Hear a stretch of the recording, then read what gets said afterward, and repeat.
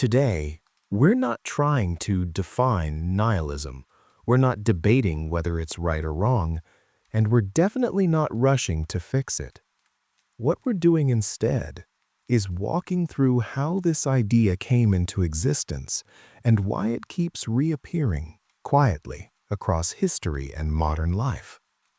We'll start before nihilism had a name, back when humans lived inside myths, when gods explained suffering, death, and chaos, when meaning was inherited, not questioned. We'll look at ancient stories, Greek tragedy, Norse mythology, Eastern cycles, and notice the first cracks, the moments where meaning began to weaken long before philosophers arrived. Then we'll move to the point where belief collapsed faster than replacement, the moment when science, reason, and modernity answered how the world works, but stopped answering why it matters. That's where nihilism is born, not as rebellion, as realization. From there, we'll sit with the philosophers who stared directly into that realization. Different thinkers, different responses. Some tried to overcome nihilism, some tried to accept it, some tried to replace it. None of them escaped it easily. Then we'll look at the counter-movements, the philosophies and belief systems that refused to let meaning die. Faith, humanism, purpose-driven thinking. Not to mock them, but to understand why they exist. After that, we'll talk about the controversies. Why nihilism scares people. Why it's blamed for things it didn't create. Why it's often misunderstood as despair, apathy, or danger. Then we'll bring it into modern life.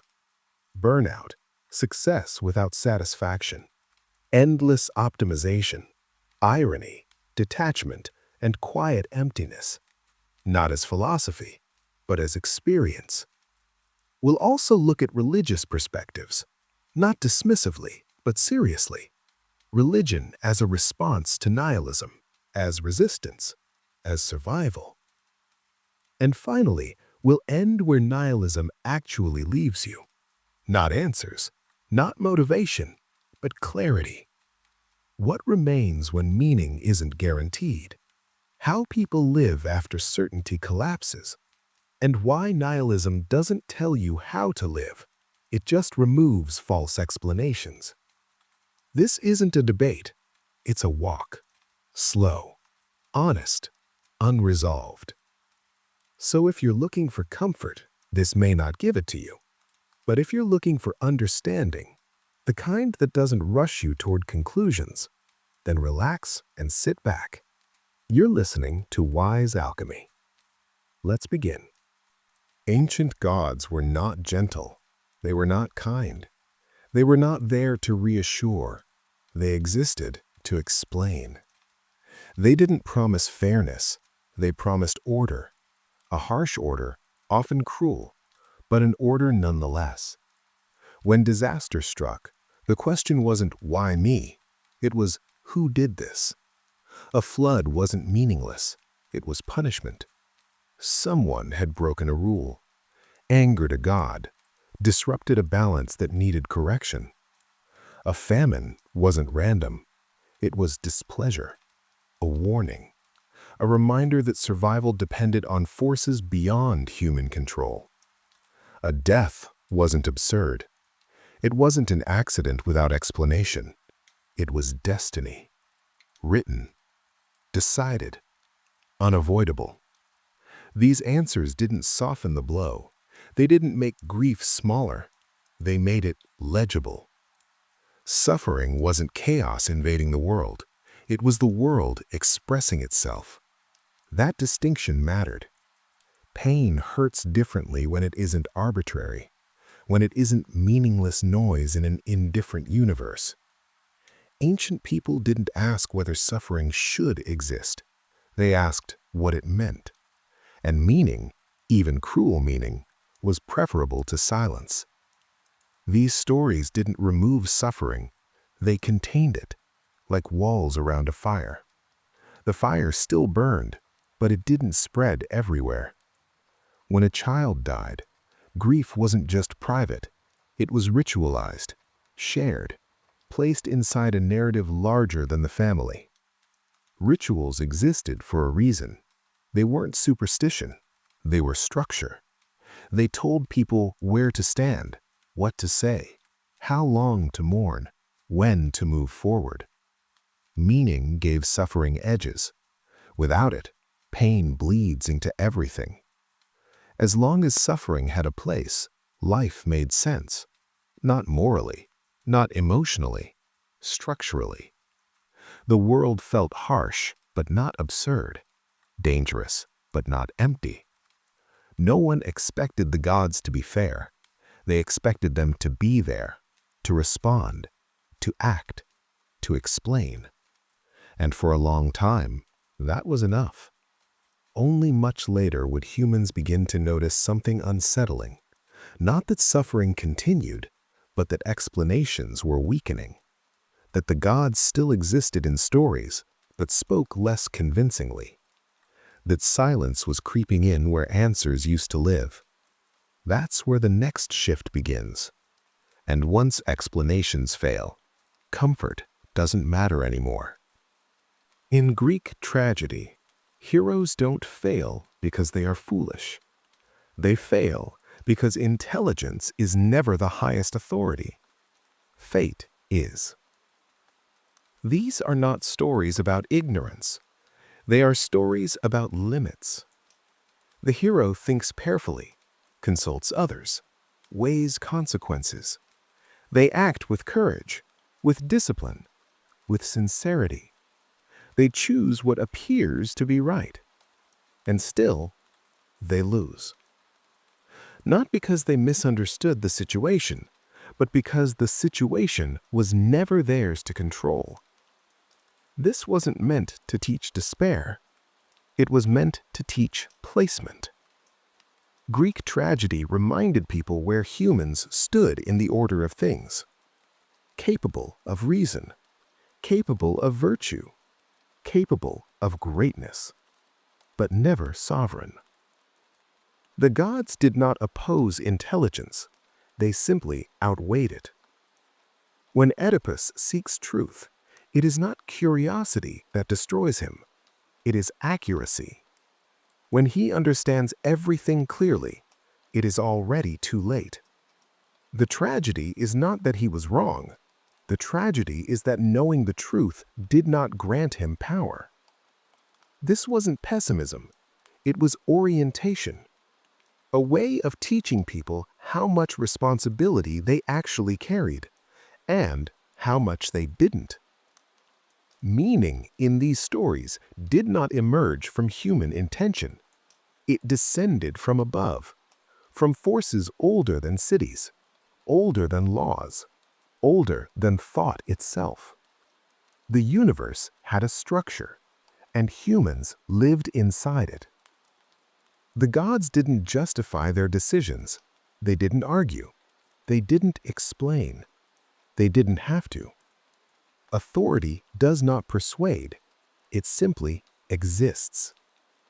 This is why Greek tragedy feels distant today. Not because the emotions are unfamiliar, but because the hierarchy is. Modern audiences expect reason to win. Greek audiences knew better. The lesson was quiet, but firm. You may act wisely. You may act morally.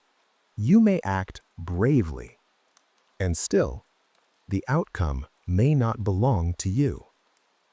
That knowledge didn't paralyze people. It grounded them. As long as fate existed, meaning had an anchor. Suffering wasn't random. Loss wasn't absurd. Failure wasn't meaningless. It was tragic. And tragedy still assumes meaning.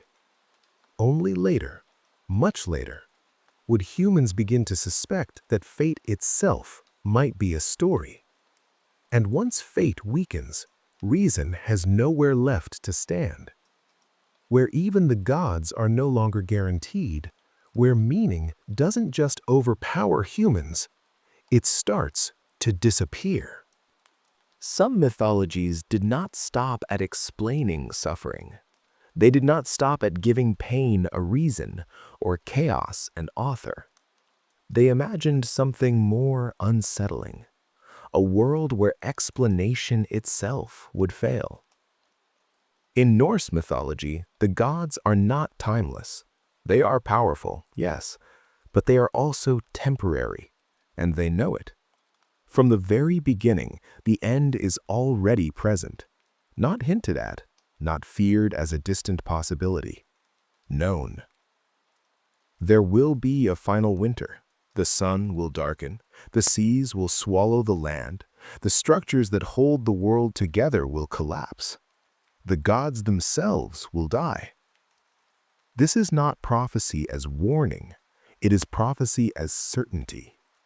Nothing the gods do can prevent it. No wisdom, no sacrifice, no clever bargain. The end is not a punishment, it is simply how the world is arranged.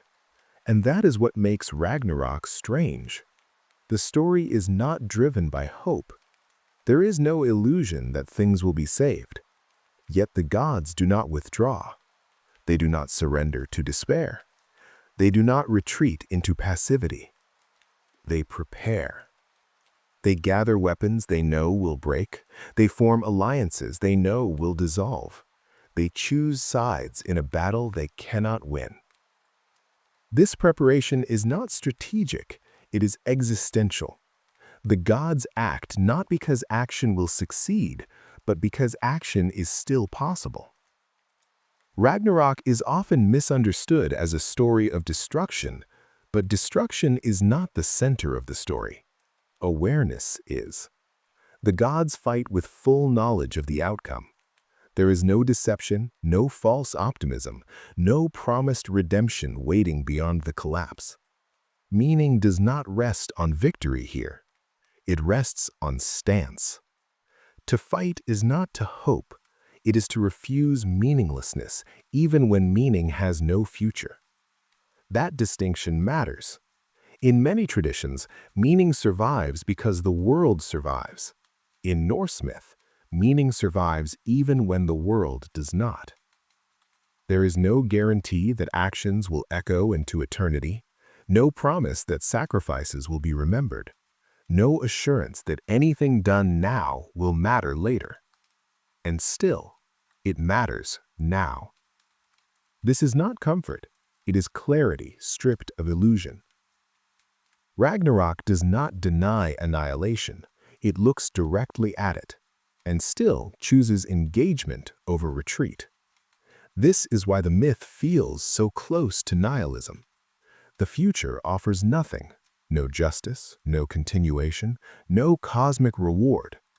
But it does not collapse into nothingness. Not yet. There is still value in courage, still value in loyalty, still value in standing one's ground. Meaning exists without permanence, without guarantee, without rescue. That is a fragile kind of meaning. It does not extend far. It does not promise survival.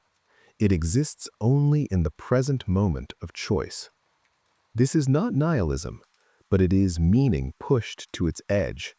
Because once meaning no longer depends on eternity, once it no longer rests on divine victory or lasting order, it becomes vulnerable.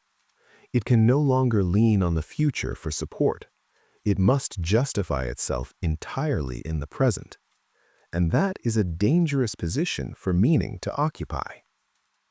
Ragnarok shows a world where the gods still act, but the ground beneath meaning has already started to thin. The collapse has been accepted. What remains is posture.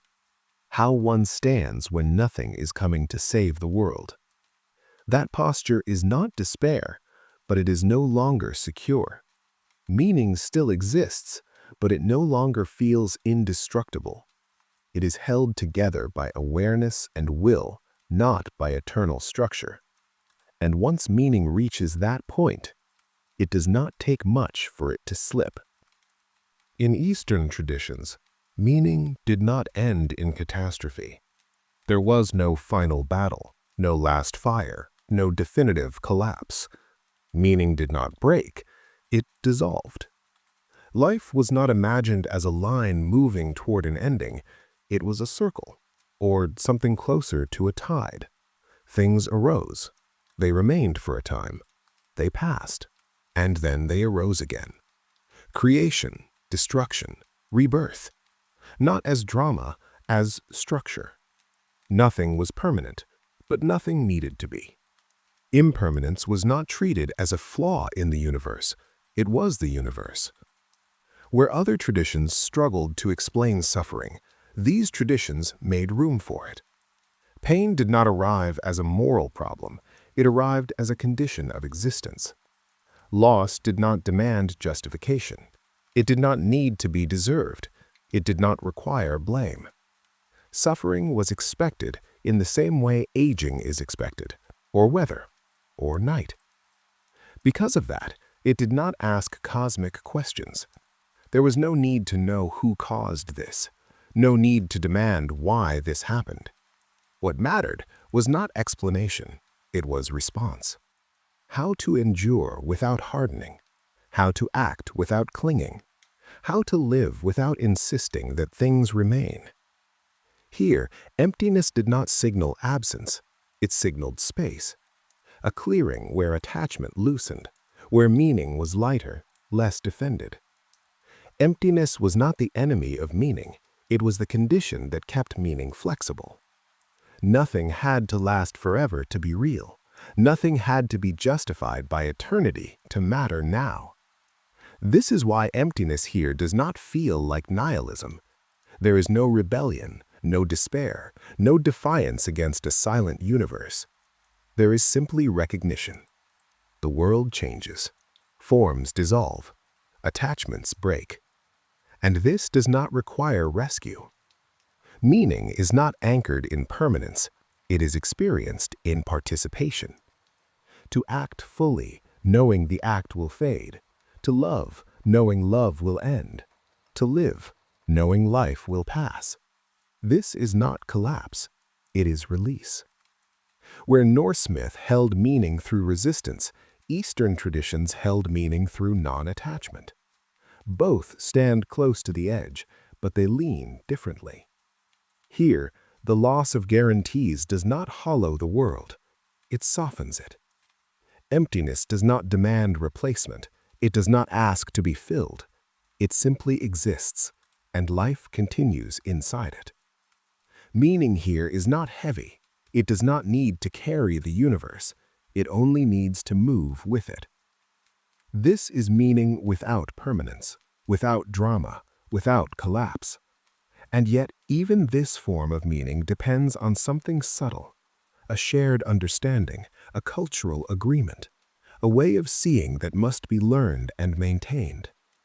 When that understanding weakens, emptiness begins to feel different, less like acceptance, more like absence.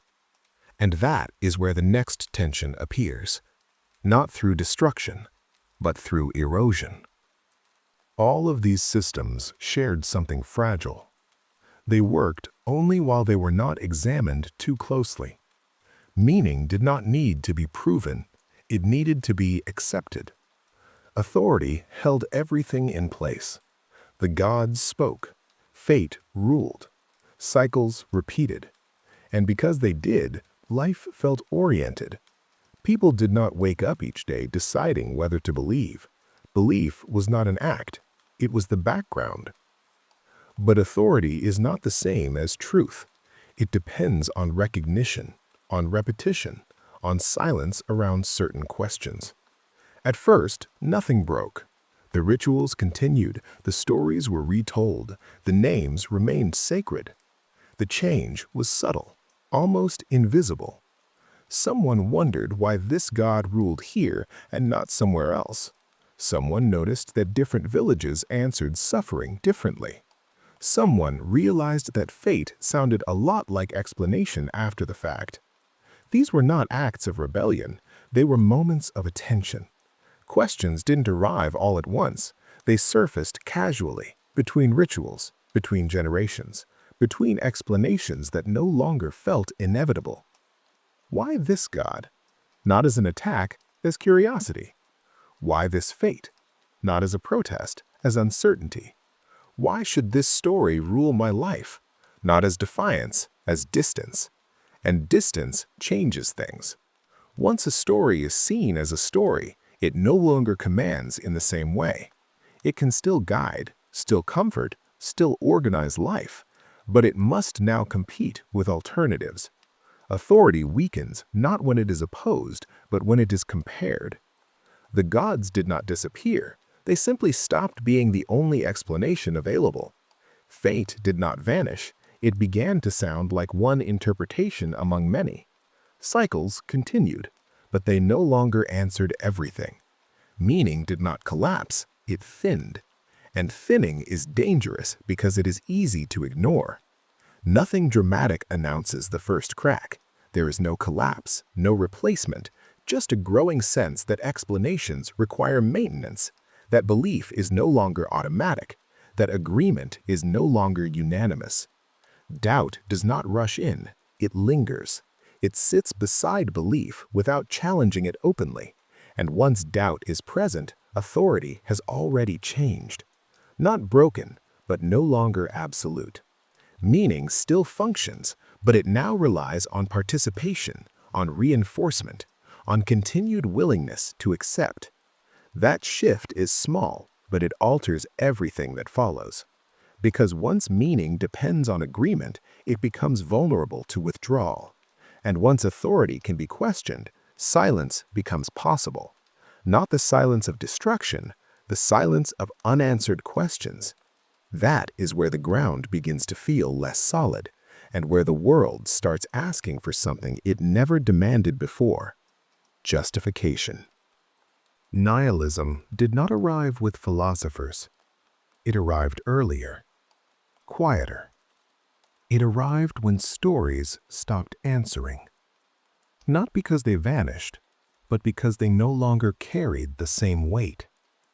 The gods were still named, rituals were still performed, sacred texts were still recited, but something subtle had changed. When suffering appeared, the explanation arrived late. When death came suddenly, the story felt rehearsed.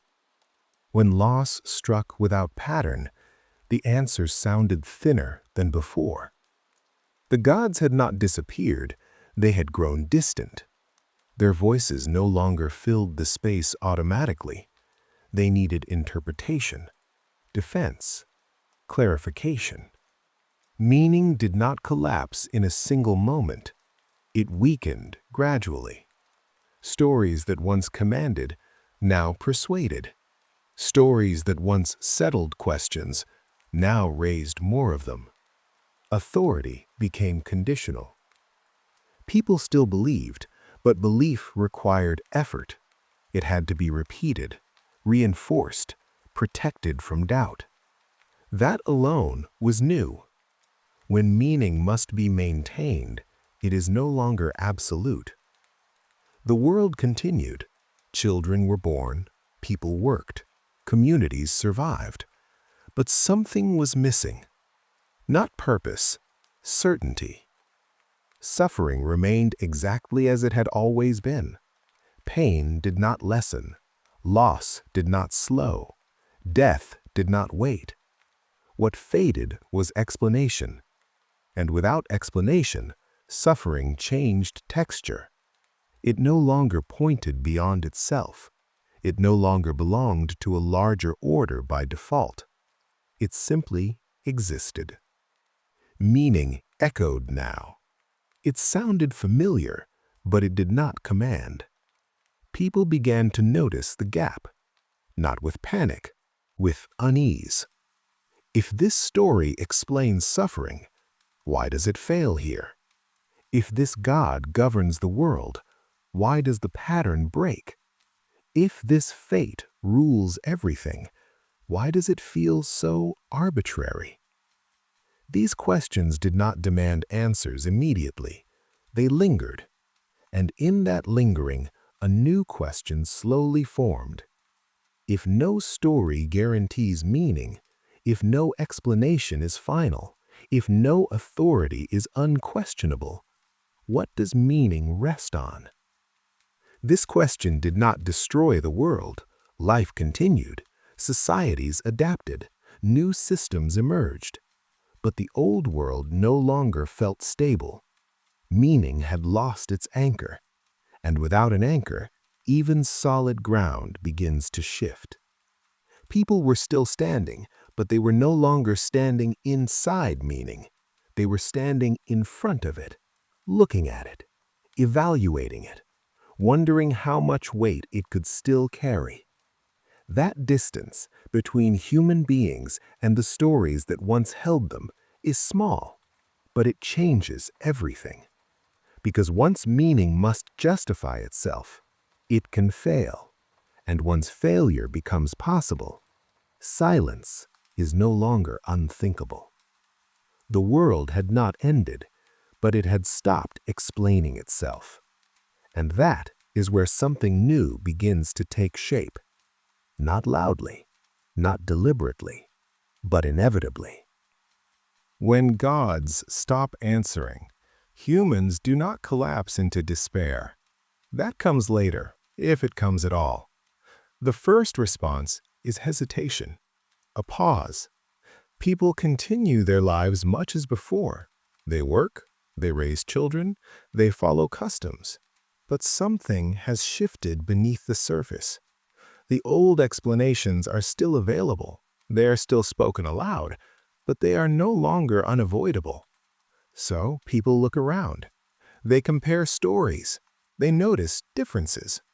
They begin to wonder how many answers are possible to the same question. This is not rebellion. It is orientation. When meaning is no longer guaranteed, the mind does what it always does. It searches. It searches for patterns, for structures, for something stable enough to lean on. This search does not begin with philosophy books.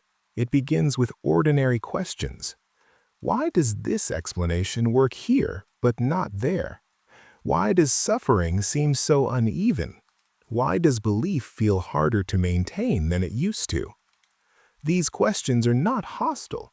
They are careful. They signal that authority is no longer absolute, that meaning is no longer automatic. This is where philosophy begins, not as abstract speculation, but as a response to uncertainty. Philosophy is what happens when stories lose their inevitability, when belief requires reasons, when explanations must justify themselves. At first, this feels productive, clarifying, even empowering. If meaning no longer descends from above, perhaps it can be understood, examined, improved. But beneath that optimism is a more unsettling realization. Meaning had always depended on belief. Not just belief in gods or myths, belief in explanations themselves. Belief that the world owes coherence. Once that belief weakens, meaning becomes conditional. It still exists, but it is no longer guaranteed. This is the realization that changes everything. Not that life is meaningless, but that meaning has never been permanent. It survived because people sustained it, repeated it, protected it from doubt. Belief was doing more work than anyone noticed, and belief was beginning to fail. Not dramatically, not everywhere at once, just enough to make silence possible. That silence does not announce itself, it waits. And in that waiting, nihilism does not arrive as a feeling, it arrives as a thought that no longer feels dismissible. What if nothing holds this together by default? The question does not demand an answer yet, it simply refuses to go away. And once that happens, the world does not end, but it no longer explains itself. That is the moment everything becomes negotiable. At first, nothing seemed lost. In fact, it felt like progress. The world began to explain itself more clearly than ever before. Storms no longer required angered gods. They followed pressure systems. Disease no longer carried moral weight. It followed biology. The sky no longer watched. It expanded. This was not a removal of answers. It was an upgrade. For the first time, the world could function without appealing to intention. No will, no purpose, no judgment. Just mechanisms. And the mechanisms worked. This is the crucial shift. Meaning did not disappear. It was outperformed. Explanation answered questions faster, cleaner, and more reliably than meaning ever had. But explanation answers a different kind of question. Meaning answers why this matters. Explanation answers how this happens. Those two questions had once been fused. Now they were separated. Science could explain how life emerged without asking whether life should exist. It could explain how consciousness functions without addressing what consciousness is for. It could explain how humans behave without saying what humans are meant to become. The universe did not resist this shift. It complied. A world explained by mechanisms does not require permission. It does not negotiate. It does not justify itself. It simply runs. This is what made the change difficult to notice. Nothing broke, nothing collapsed, nothing screamed for replacement. The world kept working. But something subtle happened beneath that success. Mystery receded, and with it, obligation.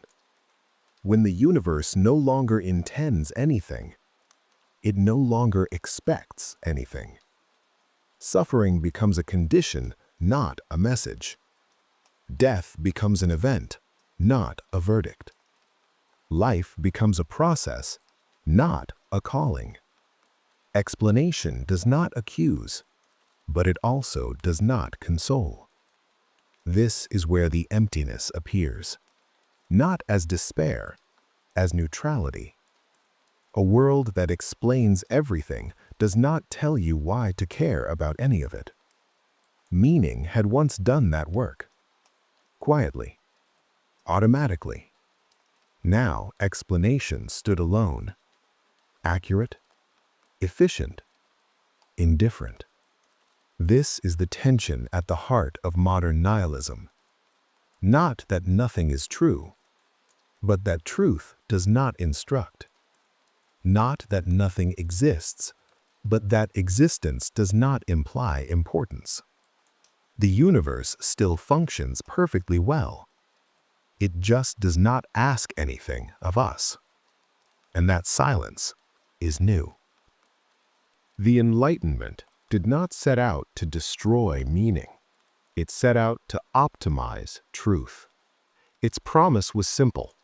If belief submits to reason, error will shrink. If authority submits to evidence, knowledge will improve.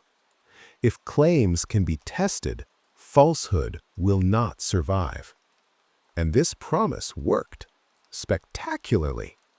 The world became clearer, more predictable, more navigable, more controllable. But the Enlightenment did something no one fully anticipated. It didn't just question superstition, it questioned everything. No idea was exempt, no value was untouchable, no belief was allowed immunity. Truth became provisional, always revisable, always conditional, always awaiting better evidence. This is how rationality protects itself, by never resting. But meaning does not function that way. Meaning depends on commitment, on things that hold even when questioned. The Enlightenment replaced permanence with improvement. Nothing was final anymore, only temporary best answers. Knowledge expanded rapidly. Values did not keep pace. We learned how to build faster than we learned why to build. We learned how to measure more than we learned what deserves protection. Reason was excellent at removing bad ideas. It was far less effective at telling us which ideas should replace them. This created a subtle imbalance. Truth became stronger, meaning became weaker. Not because meaning was disproven, but because it could not survive permanent interrogation. If everything can be questioned, nothing can be sacred. Sacred does not mean religious here. It means unconditional. A value that must always justify itself is never fully secure. Rationality insists on reasons. Meaning often requires trust. The Enlightenment favored one and eroded the other. This did not feel like loss. It felt like liberation. Freedom from dogma, freedom from inherited authority, freedom from unquestioned belief. But freedom has a cost. When nothing is beyond question, nothing can anchor the system. Morality becomes a discussion. Purpose becomes a preference. Identity becomes negotiable. Reason does not command, it advises, and advice can be ignored. This is where nihilism begins to take shape, not as rejection of truth, but as a consequence of truth, having no obligation attached to it. The Enlightenment did not say nothing matters. It said, show me why it must. And sometimes there is no answer that survives the question. This is not a failure of reason. It is reason doing exactly what it was designed to do. The cost appears later, when the system keeps running but no longer knows what it is for. That is the hidden cost. If truth is always provisional and values are always negotiable, what deserves loyalty? Not emotionally, structurally. This is the question that follows rational success, and it does not have a rational answer. For most of history, morality did not persuade, it commanded. You did not ask whether an action was right, you were told. Rules did not come with footnotes, they came with authority. Do this, do not do that. Not because it was efficient, not because it felt good, because it was required. When morality is commanded, obedience does not depend on agreement. But once divine authority fades, morality loses its enforcement mechanism. Rules remain, but they no longer arrive as orders. They arrive as arguments. Why is this wrong? Why should this be protected? Why must I sacrifice here? Ethics becomes a conversation. At first, this feels like progress. Fairer, more humane, more thoughtful. People debate consequences. They weigh harm. They consider intent. But something subtle changes. When morality becomes negotiable, obedience becomes optional. A rule you follow only when convinced is not a rule. It is a preference. This introduces a new problem. What happens when doing the right thing is costly? When it puts you at a disadvantage? When it asks you to give up something real? In a commanded moral system, the answer is simple. You obey. In an argued moral system, the answer is open. You calculate. You compare outcomes. You justify exceptions. This does not make people worse. It makes morality weaker. Because weakness is not about intent, it is about enforceability. Without command, morality must rely on consensus, and consensus is unstable. It shifts with culture, with incentives, with power. What is considered right in one context becomes complicated in another. What was once forbidden becomes debatable. What was once required becomes admirable but optional. Morality turns situational. This creates a gap between belief and behavior. People still believe in values, They still speak the language of right and wrong, but when pressure increases, values bend. Not because people are corrupt, but because no authority enforces consistency. This is where nihilism begins to touch action, not by saying nothing is wrong, but by removing the reason why wrong must be obeyed when it conflicts with interest. A morality without command must constantly defend itself, and a value that must always explain itself will eventually lose an argument, not because it is false, but because inconvenience is persuasive. This is the quiet danger Nietzsche saw, not chaos, not cruelty, but erosion. Values survive rhetorically while failing practically. People still talk about what is right. They simply feel less obligated to live by it. This is not moral collapse, it is moral fatigue. Nietzsche is often misunderstood as an iconoclast, a destroyer of values, a celebrant of chaos, a philosopher of nothing matters. That reading misses the point. Nietzsche did not announce the death of God as a victory, he announced it as a problem. When he said, "God is dead," he was not declaring an achievement, he was describing a condition. God had not been disproven, he had been outgrown. The modern world no longer required divine authority to explain nature, history, or human behavior. The system could run without him. And that, Nietzsche saw, was dangerous, because God had not only explained the universe, he had justified values, right and wrong, purpose and sacrifice, meaning and restraint. When that justification disappears, the values do not vanish immediately. They linger. This is the lag Nietzsche was worried about. People continue to live as if their values are grounded even when the ground has eroded. They still speak the language of morality, still praise virtue, still condemn wrongdoing. But the source that once made those judgments unquestionable is gone. This creates a delayed crisis. Values remain active after their foundation has collapsed, and unsupported structures do not fall immediately. They crack slowly.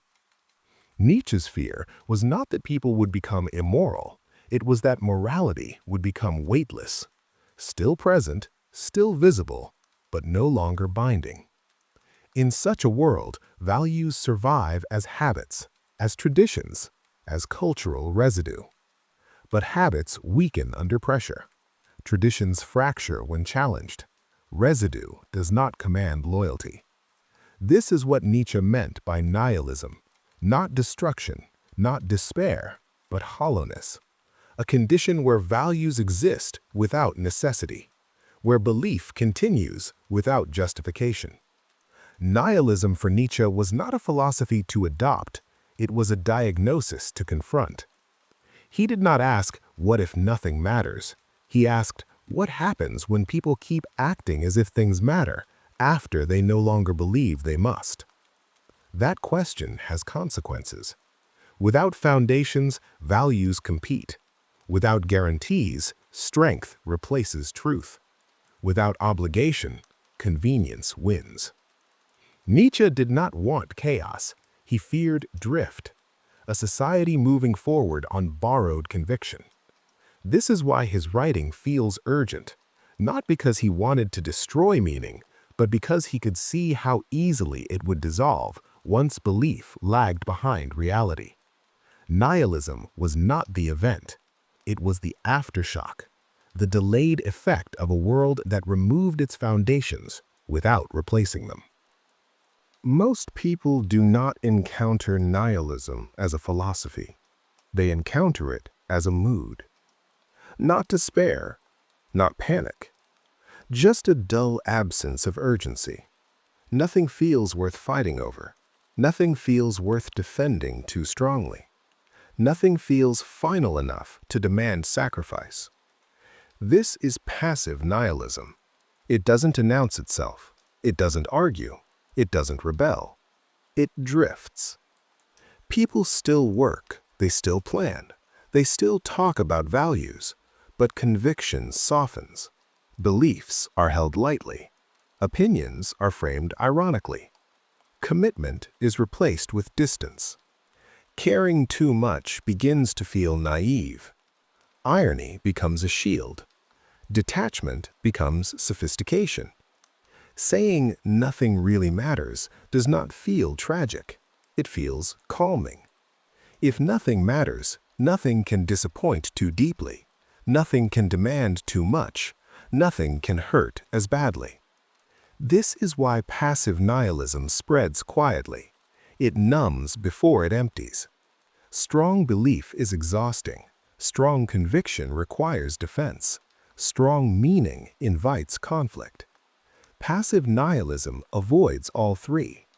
Instead of asking, what is worth my life, the question becomes, what is comfortable enough? Comfort replaces conviction. People optimize for ease, for distraction, for stability without depth. Nothing is challenged directly. Everything is softened. Moral language remains, but it is used cautiously. No one wants to sound absolute. No one wants to sound certain. Certainty feels dangerous. So values are expressed conditionally, with disclaimers, with distance. This does not collapse society. Institutions continue. Economies function. Culture produces endlessly. But something hollows out. When nothing feels necessary, everything becomes optional. When everything is optional, nothing demands loyalty. People still act, but action loses weight. Sacrifice becomes suspicious. Commitment becomes extreme. Purpose becomes personal preference. This is not cynicism. Cynicism still cares enough to accuse. Passive nihilism is quieter.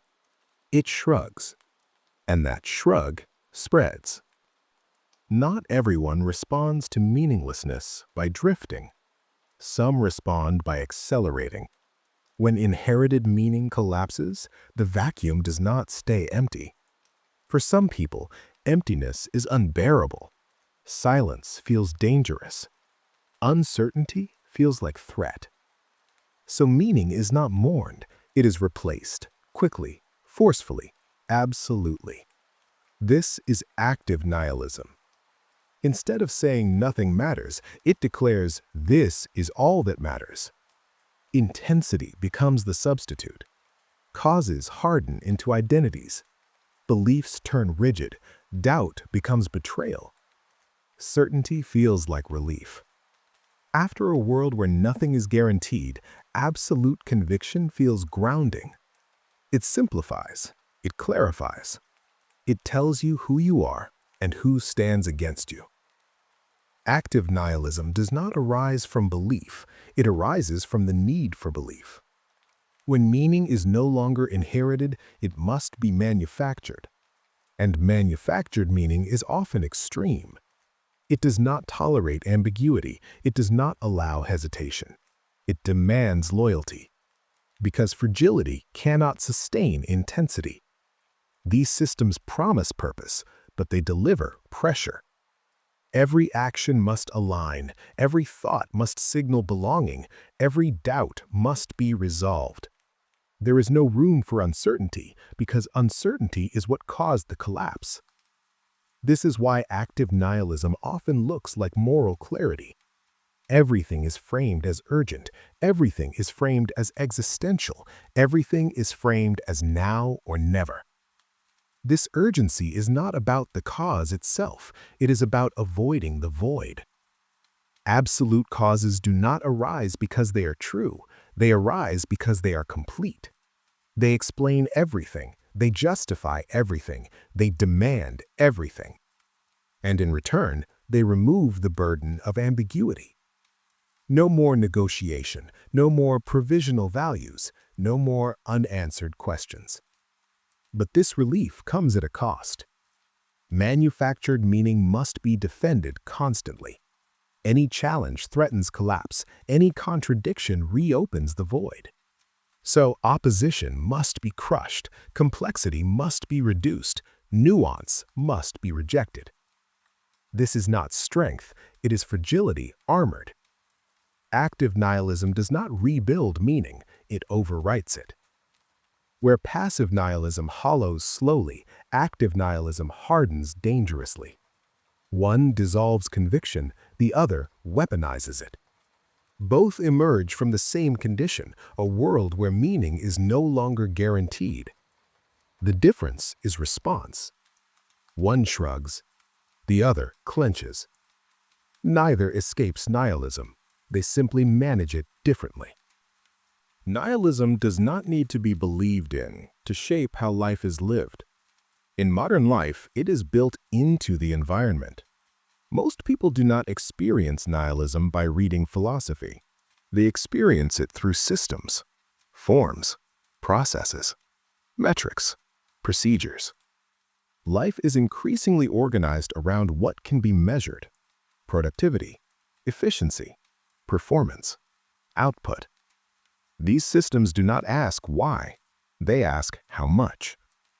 Work becomes a sequence of tasks detached from purpose. Education becomes a pipeline detached from understanding. Healthcare becomes a protocol detached from personhood. The system does not need meaning, it needs compliance. Humans are processed as interchangeable units. If one fails, another replaces it. If one leaves, another arrives. Continuity is preserved without attachment. This is not cruelty, it is optimization. Bureaucracy does not hate you. It does not value you either. It treats you as a variable. Decisions are made by criteria that do not know who you are. Your worth is translated into numbers, your time into units, your life into outcomes. This creates a specific kind of emptiness, not the dramatic emptiness of despair, the procedural emptiness of irrelevance. Nothing personal is required. Nothing personal is acknowledged. You exist inside systems that function perfectly without needing you to matter. This is nihilism without belief. No one declares that life is meaningless. The structure implies it. When success is defined by metrics, anything unmeasurable becomes expendable. Care that cannot be tracked disappears. Purpose that cannot be optimized is sidelined. Meaning that cannot be standardized is ignored. This is how nihilism spreads silently, not through arguments, through infrastructure. People adapt. They learn to speak the language of systems. They optimize themselves. They perform relevance. Identity becomes a resume. Value becomes visibility. Existence becomes justification. The system rewards compliance, not conviction. It does not ask what kind of life is worth living. It asks whether targets were met.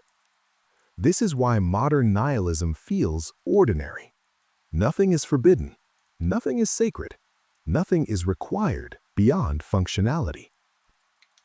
Progress did not stop. That is the problem. Things kept improving. Faster systems, smarter machines, greater reach. Capacity increased. Speed increased. Power increased. Direction did not. Modern life is defined by acceleration, not towards something, just away from delay. Technology advances because it can. Innovation happens because it is possible. Growth continues because growth is expected. Progress no longer asks permission. This is a new condition. In earlier eras, progress was tethered to salvation, to enlightenment, to moral improvement, to a promised future. Now, progress stands alone. It answers how to do more, not what should be done.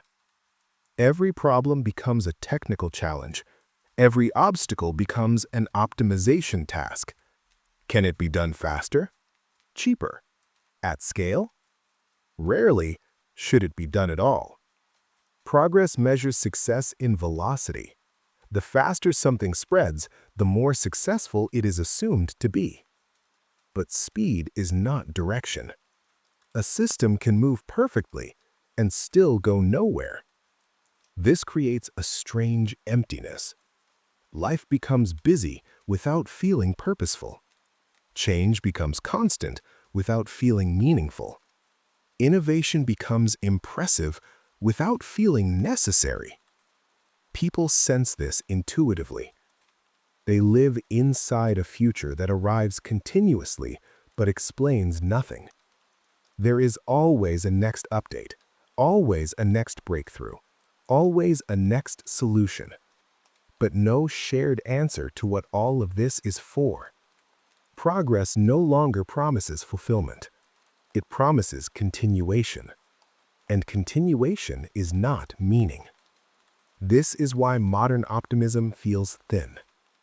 The future is assumed to be better without being defined. Improvement becomes automatic. Purpose becomes optional. This is not collapse. Nothing is breaking. It is drift at scale. Progress becomes a force that no one steers, but everyone must keep up with. Those who slow down fall behind. Those who question direction are told to adapt. The system rewards movement, not reflection. This is nihilism without despair. A world that advances efficiently without knowing why it advances at all. Progress continues. Meaning does not follow. And when direction disappears, speed becomes exhausting. People do not fear the future. They feel disconnected from it. Because a future without purpose is just time arriving faster. When authority disappears, pressure does not disappear with it. It transfers. Responsibility moves downward. In a world without guarantees, nothing tells you what to choose. Every decision becomes yours. What to value, what to pursue, what to sacrifice, what to ignore. Choice expands faster than guidance. Freedom increases, so does exposure. In earlier systems, limits reduced responsibility. Rules narrowed options. Expectations absorbed risk. Now the burden is individual. You must choose correctly without knowing what correctness means. This is not emotional anxiety. It is structural load. Endless choice creates continuous evaluation. Every option competes. Every path implies loss. Every decision becomes permanent in hindsight. Without authoritative values, nothing filters choices for you. You are responsible not only for outcomes, but for justification. Why this career? Why this belief? Why this life? There is no external answer. Freedom without direction does not feel liberating, it feels exposed. Mistakes no longer violate rules, they fail to optimize. This kind of pressure is relentless. There is no rest point, no moment where the right choice is confirmed by authority. Every decision remains revisable. Every life path remains comparable. This is why modern anxiety persists even when conditions improve.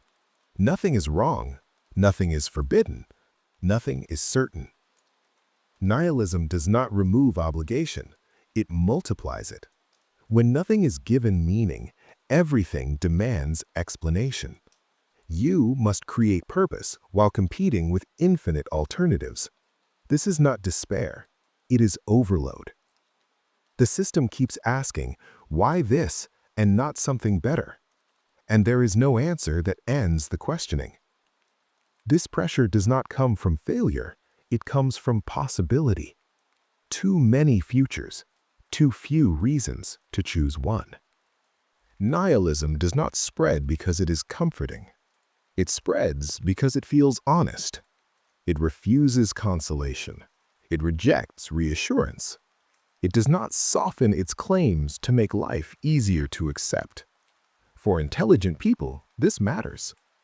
Nihilism does not ask you to believe. It asks you to stop pretending. It strips away explanations that only exist to make suffering tolerable. It removes stories that cannot survive scrutiny. What remains feels clean. No illusions, no inherited answers, no comforting lies. There is a certain relief in that. Truth without decoration, reality without apology. Nihilism does not promise meaning, it promises accuracy. And accuracy feels virtuous in a world saturated with narratives. This is why nihilism convinces people who value intellectual integrity. It does not demand faith. It does not require emotional buying. It does not ask you to hope. It simply says, this is how things are. For many, that feels preferable to meanings that must be protected from examination. False consolation feels dishonest. Unexamined purpose feels fragile. Better no meaning than a meaning that cannot defend itself. This is where nihilism becomes corrosive, because truth alone does not guide action. Truth describes, meaning directs. Nihilism excels at the first and abandons the second. It clears away illusions without offering replacements. That clearing feels like clarity, but clarity is not orientation. Knowing that nothing is guaranteed does not tell you what to do next. Still, nihilism feels earned. It feels like the result of thinking carefully, of refusing shortcuts, of declining emotional bribery. This gives it moral authority. Those who reject nihilism can be dismissed as weak, naive, comfort-seeking. This is how intellectual integrity turns against itself. The refusal to accept false meaning becomes a refusal to accept any meaning at all. Truth becomes an absolute. Meaning becomes suspect. And eventually, truth begins to erode the conditions that allow truth to matter. This is the central tension nihilism exposes. Truth without meaning is accurate but inert. Meaning without truth is motivating but fragile. Nihilism chooses accuracy and leaves motivation unresolved. That choice feels noble, but it creates a vacuum that truth alone cannot fill. Nihilism feels true because it removes deception. What it does not answer is how to live once deception is gone. And that unanswered question is where the next pressure builds. When meaning weakens, life does not stop, it adapts. Society does not announce this adaptation, it improvises. No one declares a response to nihilism, they simply fill the space. Entertainment expands first, not because people are lazy, because distraction works. Stories, screens, content, noise. They do not explain existence, they interrupt the question. Attention becomes the scarce resource, not meaning. Endless stimulation keeps the silence from settling. The goal is not joy, it is occupation. If the mind is busy, it does not ask what any of this is for. Productivity follows. Work stops being just survival, it becomes structure. To be busy is to be justified. To be exhausted is to be relevant. Output replaces purpose. You may not know why you're doing something, but you can prove that you're doing a lot. Effort becomes a moral signal. This is not ambition, it is stabilization. Activity fills the gap left by certainty. Identity becomes the third workaround. If meaning cannot be inherited, it must be assembled. Preferences harden into labels. Roles become self-definitions. Beliefs become personality. Identity gives temporary anchoring. Not this is true, but this is me. That distinction matters. Identities can change without explanation. Meaning once could not. Culture encourages flexibility because permanence is risky. Attachment feels dangerous in a world where nothing is guaranteed, so people rotate identities, carefully, strategically. None of this is pathological, it is adaptive. Entertainment distracts, productivity stabilizes, identity anchors. Together, they allow life to continue without requiring answers. This is how nihilism reshapes culture, not by stopping action, by redirecting it. Life becomes manageable, functional, busy, but rarely still, because stillness invites questions, and questions reopen the silence. Nihilism does not empty the world, it rearranges attention away from meaning and toward management. Society does not collapse, it copes, quietly, without ever saying what it is coping with.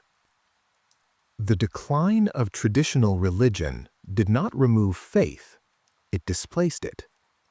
Belief did not disappear, it changed location. Human beings do not stop organizing life around absolutes, they redirect them. When metaphysics recedes, structure takes its place. Ideologies begin to function the way religions once did. They define good and evil. They provide identity. They demand loyalty. They punish heresy, but without gods. The authority no longer comes from the divine. It comes from history, from progress, from justice, from the people. These systems do not explain the universe. They explain where you stand. They tell you who is righteous, who is dangerous, who deserves protection, who deserves removal. Moral absolutism survives. Its foundation changes. There is no metaphysical grounding, no eternal reference point, but the certainty remains. Faith has not been removed, it has been reassigned. Movements take on sacred language, values become non-negotiable, symbols become untouchable. Questioning feels immoral, doubt feels threatening. This is not because the beliefs are weak, it is because they are carrying too much weight. They are doing the work religion once did, providing meaning, offering belonging, explaining suffering, justifying sacrifice, but without transcendence. That absence matters. When belief is no longer anchored beyond the world, it becomes vulnerable to power. What defines good and evil can change rapidly. What was sacred last decade can become unforgivable in the next. There is no eternal reference to slow the swing. This creates instability disguised as certainty. The language is absolute, the foundation is not. These systems demand faith while denying that they are objects of faith. They present themselves as self-evident, as rational, as inevitable, but they operate on belief. They require commitment beyond evidence. They punish deviation beyond disagreement. This is religion without gods, not less intense, often more. Because when belief lacks metaphysics, it must enforce itself socially. There is no divine judgment, so judgment becomes collective. No afterlife, so everything becomes urgent. No eternity, so nothing can wait. Faith has not vanished, it has become immanent, embedded, political. This is not a return to the past. It is belief adapting to a world that no longer accepts transcendence, but still requires meaning. Nihilism works well as an idea. It struggles as a way of life. People can think nihilistically. They can accept that nothing is guaranteed, that meaning is constructed, that values lack cosmic backing.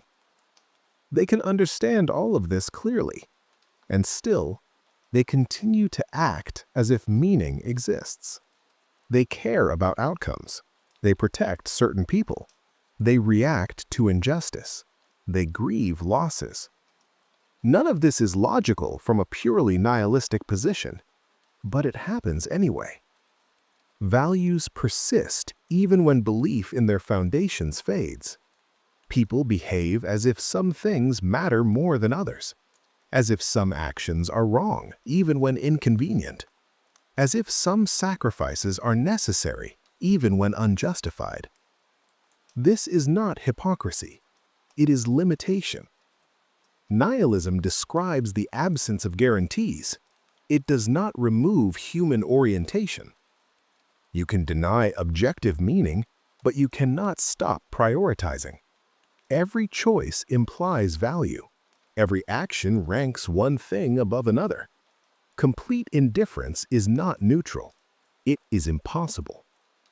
Even refusing to care is a form of caring about refusal. This is where nihilism reaches its boundary. As a philosophy, it can dismantle illusions. As a condition, it can expose fragility. But as a lived position, it collapses under its own weight. Humans are not built to exist without some form of valuation. Attention itself is selective. Energy itself is finite. Time itself forces choice. To live at all is to act as if something matters. Nihilism cannot eliminate that. It can only explain why those matters are not guaranteed. This is why nihilism does not end history. It does not stop behavior. It does not produce permanent paralysis. It produces tension. People live as if meaning exists while knowing it is not protected. That contradiction is unstable. Some resolve it by drifting, some by overcorrecting, some by rebuilding meaning consciously. But no one sustains pure nihilism indefinitely. It offers clarity, not endurance. This is not a refutation of nihilism. It is its limit. Nihilism is excellent at removing false necessity. It is terrible at guiding life, and life continues regardless. Values persist not because they are metaphysically true, but because living requires orientation.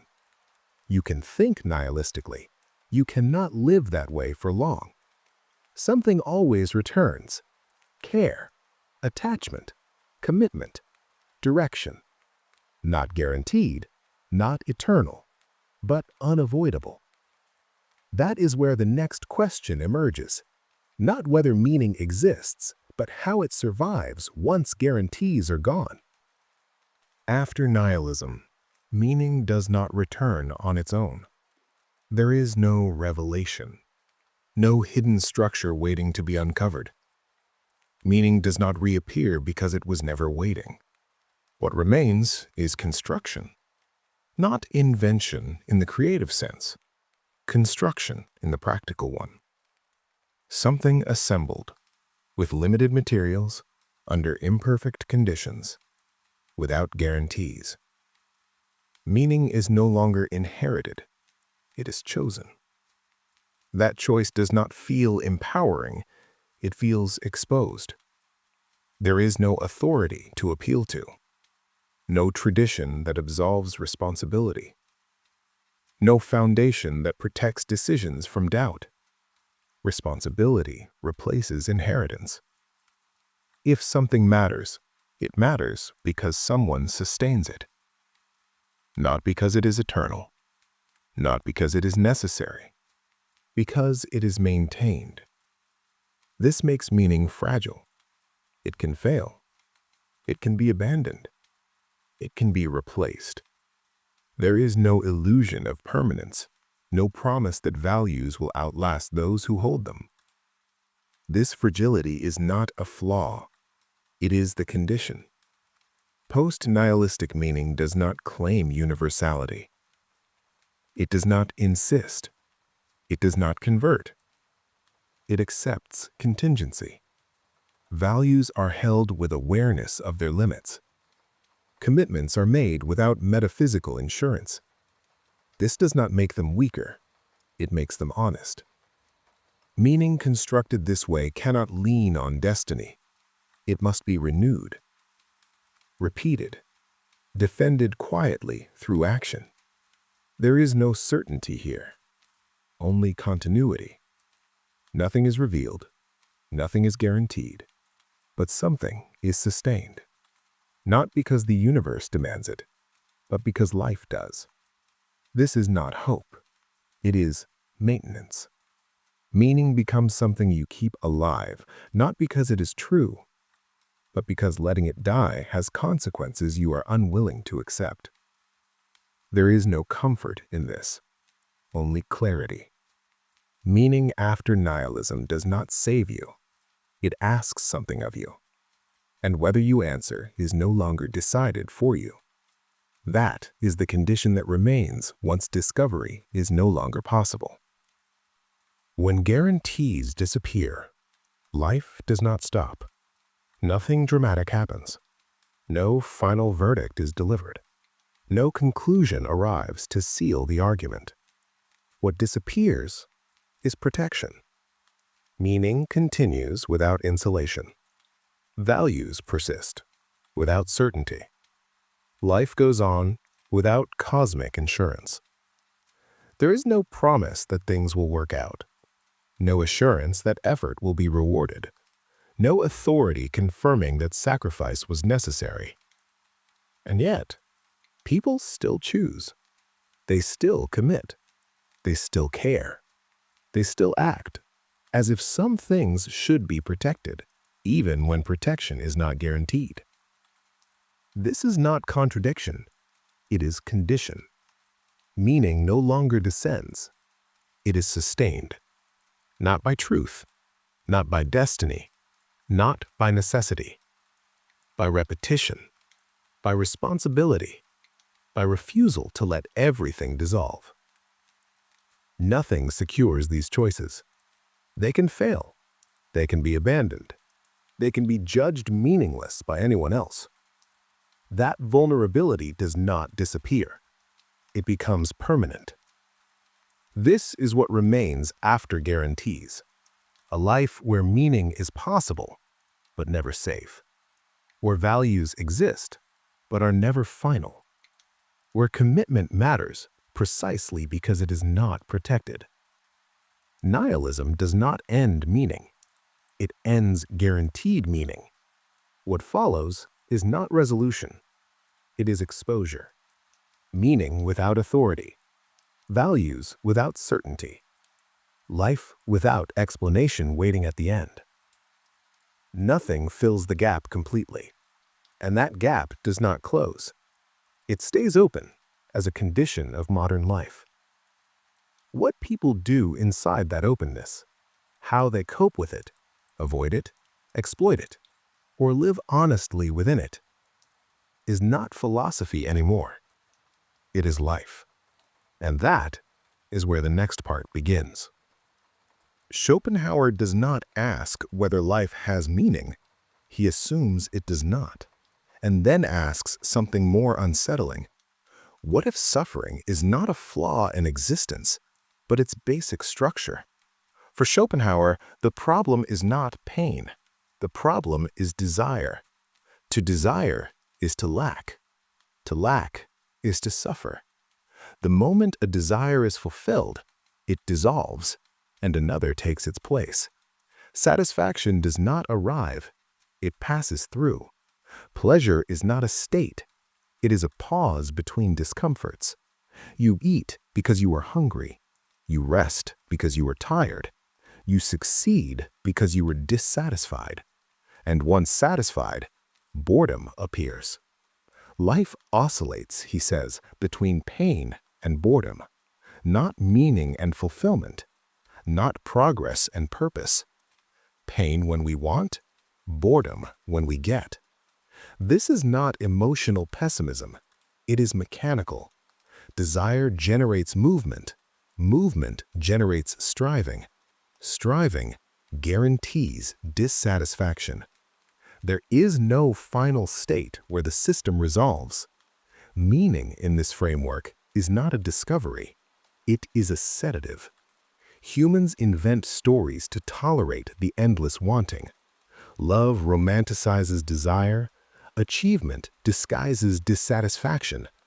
Purpose reframes exhaustion as virtue. Meaning does not solve suffering. It anesthetizes it. Schopenhauer does not rage against this. He does not protest. He does not call for rebellion. He accepts it. This is what makes him unsettling. Where others see nihilism as a crisis, he sees clarity. Hope to him is not salvation. It is deception. Hope keeps the machine running. If you believe fulfillment is possible, you keep striving. If you keep striving, you keep suffering. The solution is not to win. It is to withdraw. Not suicide, not destruction, not denial. Reduction. Less desire, less attachment, less expectation. He turns away from life's promises not in anger, but in refusal. This is not despair. Despair still expects something to fail. This is resignation, a quiet decision to stop demanding meaning from a structure that cannot provide it. Schopenhauer does not argue that life is meaningless. He argues that expecting meaning was the mistake. And once that expectation is dropped, nothing dramatic happens. Life continues, quieter, thinner, less disappointed. This is nihilism without rebellion, not a scream into the void, a step back from it. And that is why Schopenhauer matters. He shows one response to nihilism, not to overcome it, not to fight it, but to live with less illusion. What he does not answer is whether withdrawal is strength or simply another form of escape. That question will return, and the next thinker will not accept resignation so easily. Nietzsche does not encounter nihilism as a feeling. He encounters it as a historical condition, something already happening before anyone names it. He looks at Europe and sees a contradiction. People still speak in moral language, but no longer believe in its foundations. Words remain, conviction doesn't. This, for Nietzsche, is the danger. Not that meaning is gone, but that meaning continues on autopilot. He calls this passive nihilism. Not despair, not rage, fatigue. A slow lowering of ambition, a preference for comfort over creation, a suspicion toward anything demanding. Life becomes about safety. Morality becomes about restraint. Virtue becomes about not standing out. Nothing dramatic collapses. Everything quietly weakens. Nietzsche notices something else. The moral systems praised as good are increasingly aligned with weakness. Not compassion, not kindness, weakness. Values begin rewarding traits that reduce risk and suppress vitality. Obedience looks like goodness. Mediocrity looks like fairness. Resentment looks like justice. This is not a conspiracy, it is adaptation. When people lose confidence in meaning, they redefine morality to protect themselves from uncertainty. That is passive nihilism. Active nihilism is not its opposite, it is its reaction. Active nihilism does not conserve old values, it attacks them. Not because destruction is fun, because preservation feels dishonest. If a value no longer commands belief, keeping it alive is decay. Active nihilism clears space, it removes, it destabilizes, it refuses false continuity. Nietzsche does not celebrate this either. Destruction alone does not create meaning, it only removes obstacles. This is where people misunderstand him. Nietzsche is not saying, destroy everything. He is saying, do not mistake collapse for completion. Nihilism is not the goal, it is the transition phase. The danger is staying there. A society endlessly deconstructing without ever affirming, critiquing without committing, exposing without building. For Nietzsche, this is worse than belief, because belief can be challenged, stagnation cannot. Schopenhauer retreats from the world. Nietzsche interrogates it. Where Schopenhauer reduces desire, Nietzsche asks, who will dare to create values without guarantees? He does not answer, he demands. And that demand is what makes Nietzsche feel dangerous, not because he destroys meaning, but because he refuses to let collapse be the final word. Heidegger does not begin with meaning. He thinks that question already comes too late. Before asking what life means, he asks something more basic. What does it mean to be? Not to exist as an object, not to function, not to have a purpose, to be. Heidegger's claim is uncomfortable. Nihilism is not the loss of meaning, it is the loss of depth. The world still appears, objects are still there, people still act, but everything appears in the same way, flattened. A forest becomes lumber, a river becomes energy, a human becomes labor. Time becomes scheduling. Nothing is encountered as itself, only as use.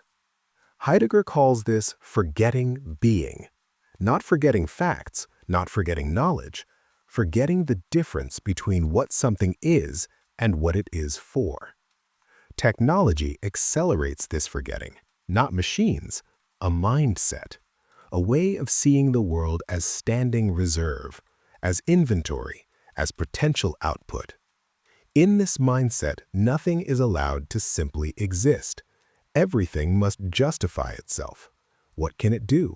How can it be used? What value does it produce? This is not cruelty, it is efficiency. But efficiency erases depth.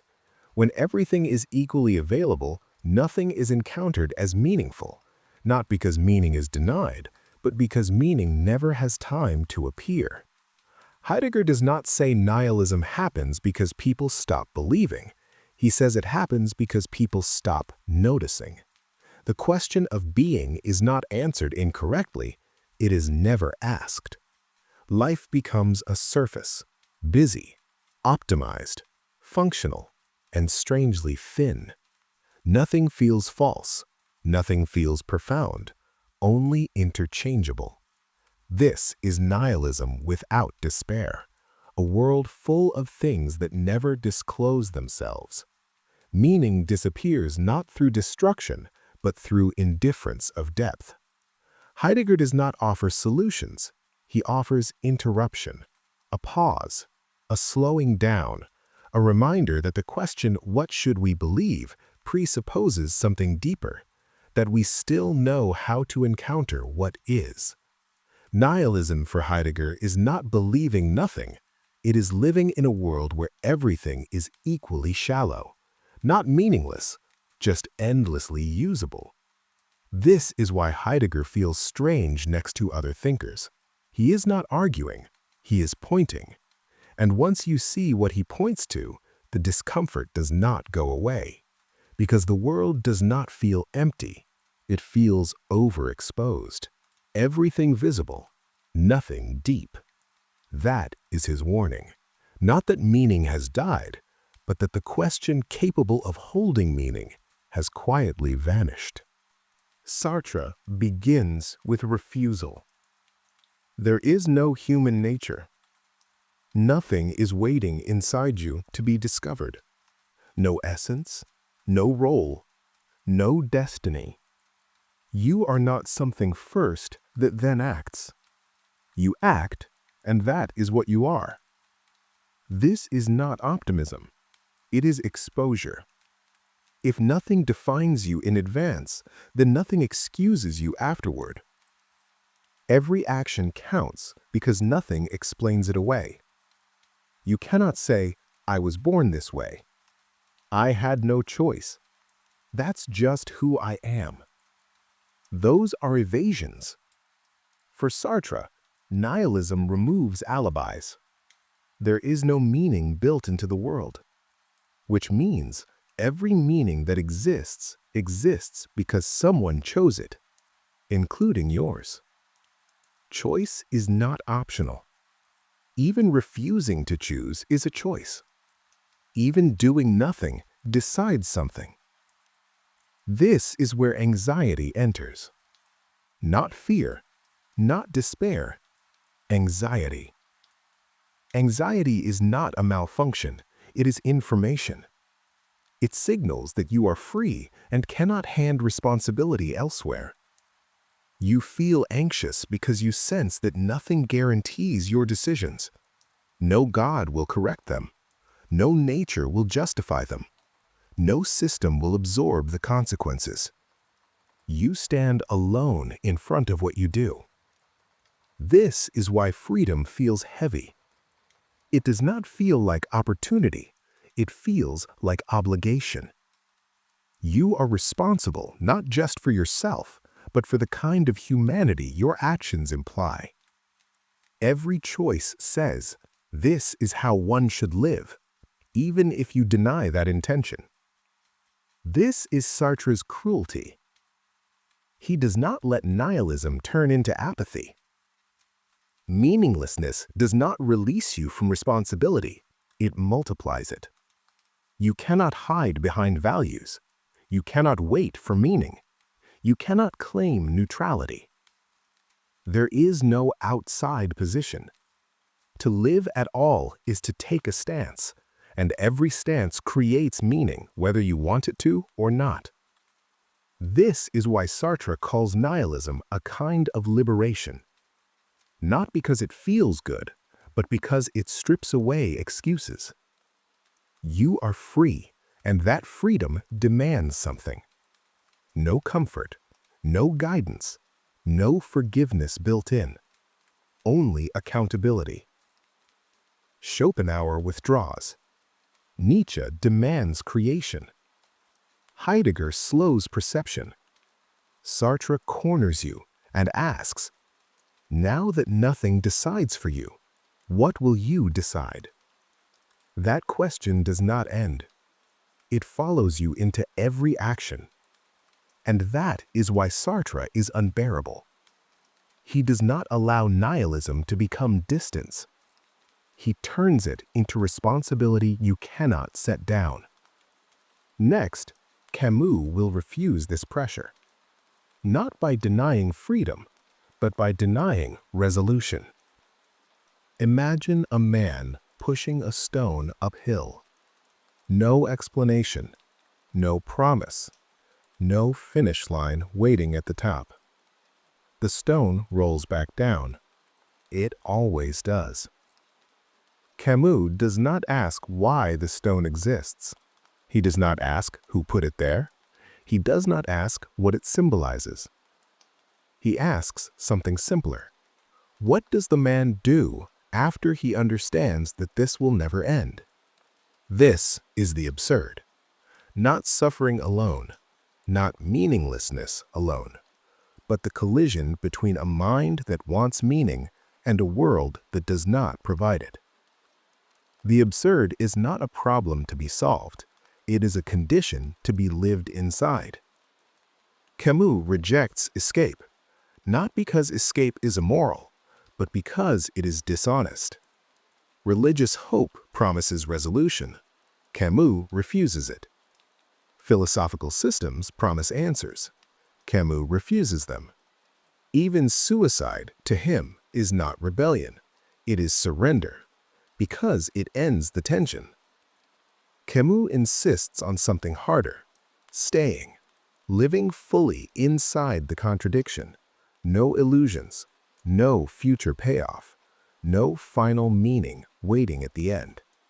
And yet, continuing. This is where Camus separates himself from both despair and construction. He does not withdraw like Schopenhauer. He does not demand creation like Nietzsche. He does not impose responsibility like Sartre. He refuses resolution altogether. The absurd remains, permanent, unanswered. And that is precisely why revolt matters. Revolt is not revolution. It is not hope. It is not progress. It is refusal without expectation.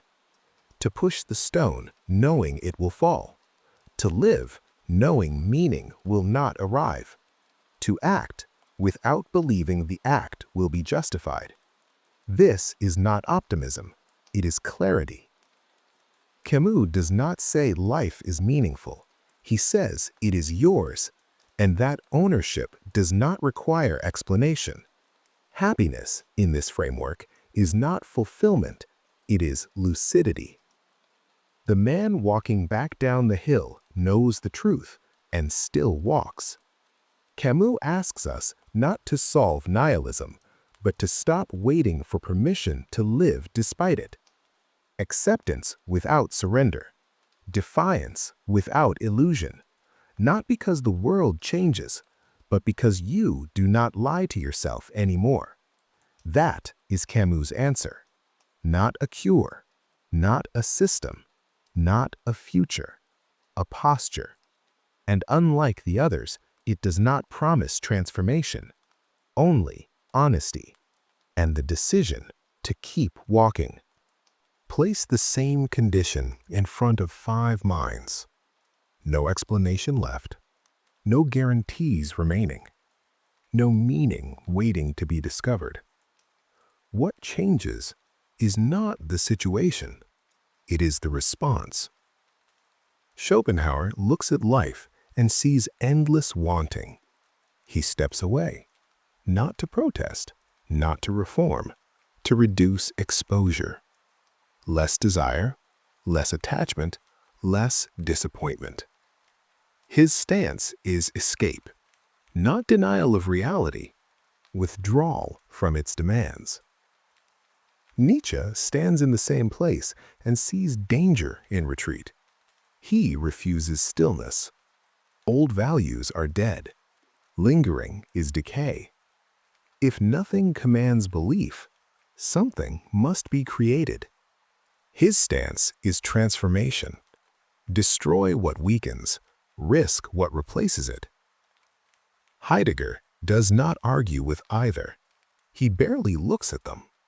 He turns his attention elsewhere, to how the world appears, to what has become invisible. Meaning, he thinks, didn't vanish. The depth that allowed it to appear did. His stance is reorientation, not new values, new attention. Sartre finds no shelter in any of this, no escape, no creation, no re-enchantment. The contradiction remains. The world is silent. The mind keeps asking. He does not resolve this. He lives inside it. His stance is endurance, persistence without justification. None of these thinkers refutes the others. Each accepts a cost the others refuse. Schopenhauer avoids suffering by shrinking desire. Nietzsche accepts suffering to avoid stagnation. Heidegger avoids prescriptions to recover depth. Sartre accepts anxiety to preserve responsibility. Camus accepts tension to avoid illusion. There is no synthesis here. Nihilism does not lead to a single conclusion. It reveals temperament. What you cannot tolerate determines where you stand. Some cannot bear illusion. Some cannot bear obligation. Some cannot bear repetition. Some cannot bear withdrawal. Philosophy here is not instruction. It is exposure. 5 responses, 1 condition. Nihilism is not the answer. It is the question that sorts people. And none of these stances closes the matter. They only show how different minds learn to remain standing. Every response to nihilism works, for a while. That is the problem. Schopenhauer's withdrawal reduces pain, until life demands engagement, until avoidance itself becomes another form of loss. Nietzsche's transformation generates energy, until creation exhausts itself, until strength demands renewal again and again. Heidegger's reorientation restores depth, until the world accelerates, until attention is pulled back into utility. Sartre's construction produces responsibility, until responsibility becomes unbearable, until freedom turns into weight. Camus' endurance preserves honesty, until repetition drains rebellion of its sharpness. None of these positions collapse immediately. They wear down. Because nihilism is not a puzzle to solve, it is a condition that reappears whenever certainty fades. Each philosophical stance absorbs pressure by redirecting it, but pressure does not disappear. It migrates. Every solution carries a cost. Withdrawal trades suffering for thinness. Creation trades freedom for exhaustion. Awareness trades clarity for isolation. Responsibility trades honesty for anxiety. Endurance trades lucidity for fatigue. There is no free position. This is why nihilism keeps returning, not because thinkers failed, but because life changes faster than any stance can stabilize. Moments of belief dissolve, structures weaken, conditions shift, and the question resurfaces: what now? Philosophy does not end nihilism, it teaches postures, ways to remain upright when guarantees fail. But no posture lasts forever. People move between them, sometimes unknowingly, sometimes out of necessity. You withdraw when exhausted. You create when restless. You endure when honest. You reorient when overwhelmed. Nihilism returns, not as a mistake, but as a signal that an old orientation has stopped working. It is not a destination. It is a checkpoint. Whenever meaning hardens into certainty, nihilism loosens it. Whenever belief turns rigid, nihilism fractures it. This is why it never disappears. It is not an enemy of philosophy. It is philosophy's pressure test. The thinkers did not solve nihilism because there is nothing to solve. They mapped ways of standing when the ground will not stay still. And standing here is already an achievement. What follows is not a new philosophy. It is everyday life under these conditions, where people adopt fragments of these stances without naming them, where nihilism is not discussed, but lived. Nihilism did not fail because it was sloppy. It failed because it was too clean. For many thinkers, nihilism felt intellectually honest. It removed illusions. It refused comforting lies. It accepted the silence where answers used to be. And yet, something didn't sit right. Not emotionally, existentially. Nihilism explained the world with brutal clarity, but it did not explain how a human was supposed to live inside it. That gap mattered. Some thinkers noticed a strange tension. Nihilism could be true and still be unlivable. This wasn't cowardice. It wasn't denial. It was a recognition that human life is not lived at the level of pure logic.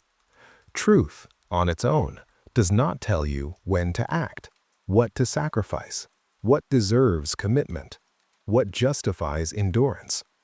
A perfectly accurate map that gives no direction is still unusable. For these thinkers, nihilism looked like that kind of map, correct in outline, silent on movement. So the refusal began, not as a rejection of facts, but as a question about cost.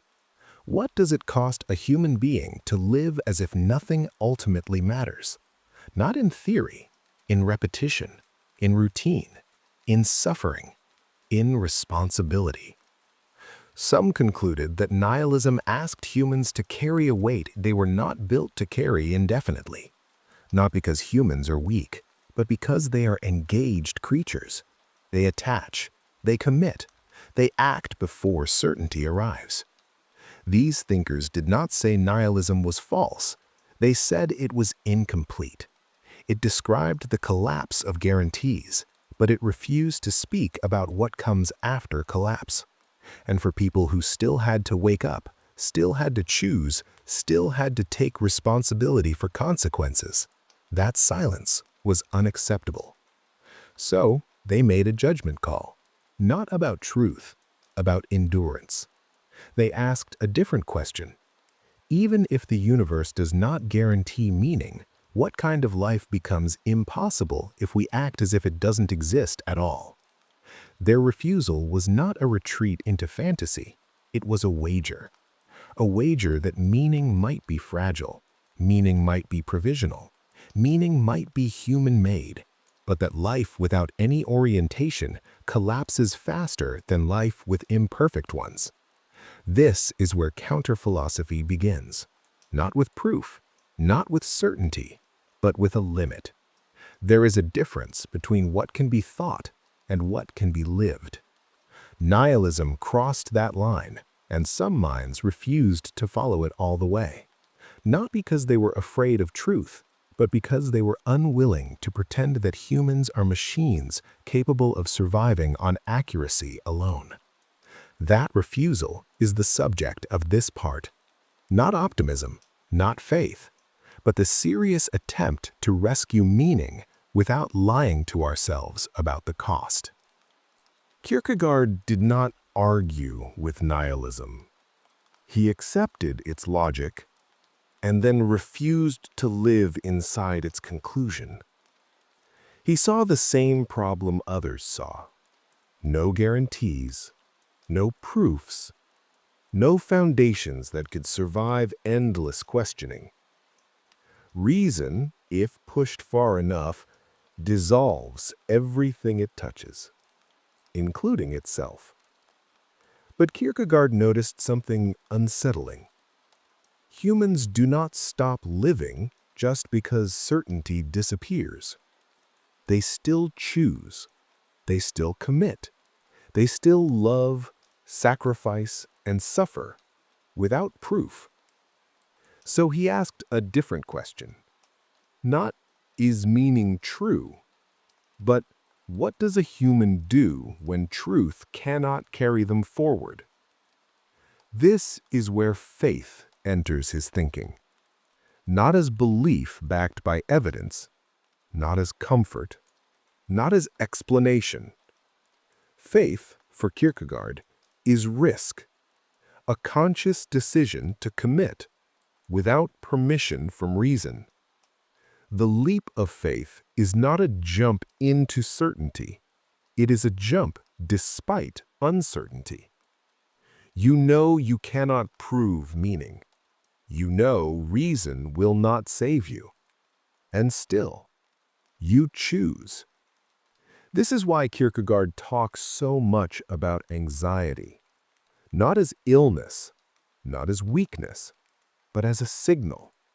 Anxiety appears when nothing decides for you anymore, when you are free and exposed and responsible. If someone else guarantees meaning, you feel relief.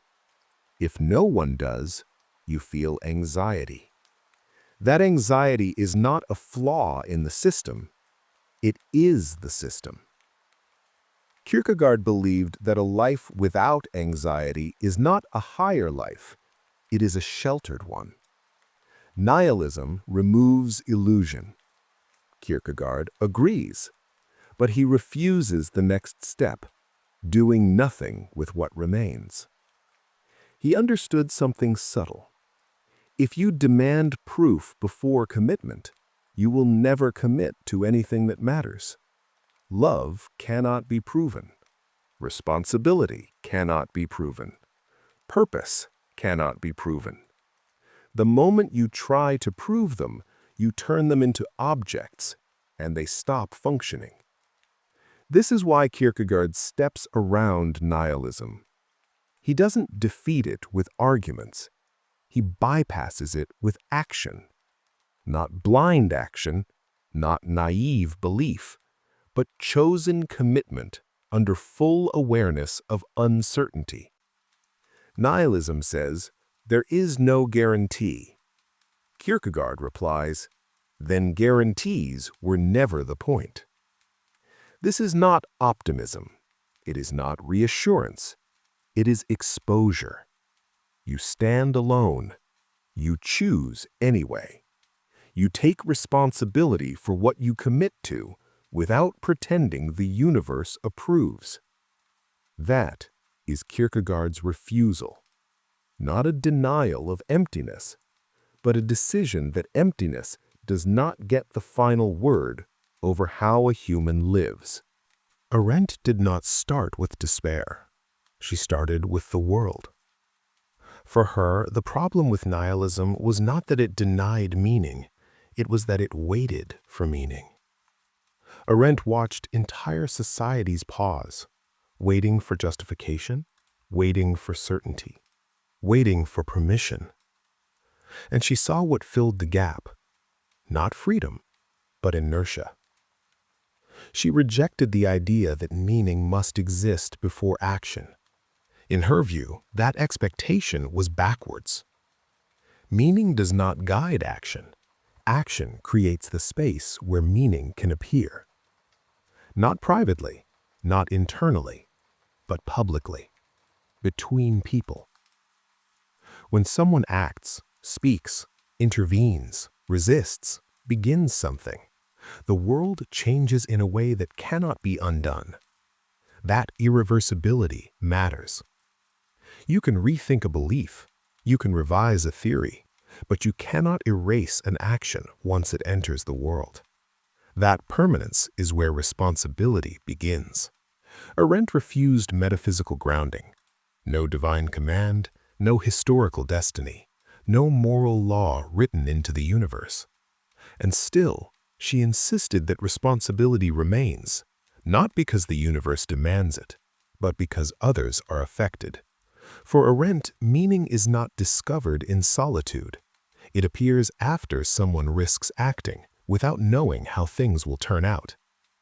This is why doing nothing is never neutral. Choosing not to act does not preserve innocence. It preserves whatever is already happening. Inaction is not outside politics. It is one of its strongest forces. Arendt lived through systems where people claimed, I had no choice. I was just following rules. I waited for clarity. She did not accept that defense. Waiting for certainty is itself a decision. Nihilism tempts people to withdraw, to stay clean, to avoid responsibility by refusing commitment. Arendt saw this as dangerous, not because it is immoral, but because it empties the public world. If meaning must be proven before action, no one acts. If no one acts, nothing new enters the world. And without new beginnings, history becomes repetition. Arendt's refusal of nihilism is quiet. No rebellion, no leap, no heroic defiance. Just a simple claim. Meaning does not exist in advance. It comes into being when someone acts anyway and accepts the consequences. No guarantee, no approval, no cosmic backing, just exposure. For Arendt, this was enough, not to make life safe, but to make it real. Frankl did not meet nihilism in books. He met it where explanations stopped working. There were no metaphysical debates where he was, no arguments about truth, no time for abstraction. There was hunger, cold, loss, arbitrary cruelty, death without reason. If nihilism were ever going to win completely, it should have won there. And yet, something unexpected persisted. People still oriented themselves, not toward happiness, not toward optimism, but towards something to answer to. Frankl noticed a pattern. Those who survived longer were not the strongest or the most hopeful. They were the ones who still felt responsible. Responsible to a person, a task, a promise, a memory. Not because it made sense, but because abandoning it felt worse. This is where Frankl diverges sharply from nihilism. He does not argue that life is meaningful. He does not claim suffering has purpose. He refuses explanation. Meaning, for him, is not an answer. It is an orientation, something that points you forward even when nothing improves. Happiness disappears quickly under suffering. Meaning does not. Not because it removes pain, but because it organizes endurance. Frankl understood something precise. You can lose everything except the freedom to choose how you respond to what remains. This freedom is not comfort, it is burden. You are still accountable even when the world collapses. That responsibility does not vanish when meaning is unprovable. It intensifies. Frankl does not deny nihilism's logic. He undermines its prediction. Nihilism predicts collapse once guarantees disappear. Frankl observed persistence without guarantees. People behaved as if meaning mattered even when they could not explain why. Not because they believed in cosmic justice, but because acting without orientation felt like surrender. This is the quiet challenge Frankl presents. If nihilism were complete, humans would stop orienting themselves entirely. They do not. Even under extreme conditions, people still decide what matters more, what cannot be abandoned, what must be carried. Frankl does not call this proof, he calls it evidence of a limit. Nihilism can remove explanations, it cannot remove responsibility. And responsibility, once felt, behaves very much like meaning.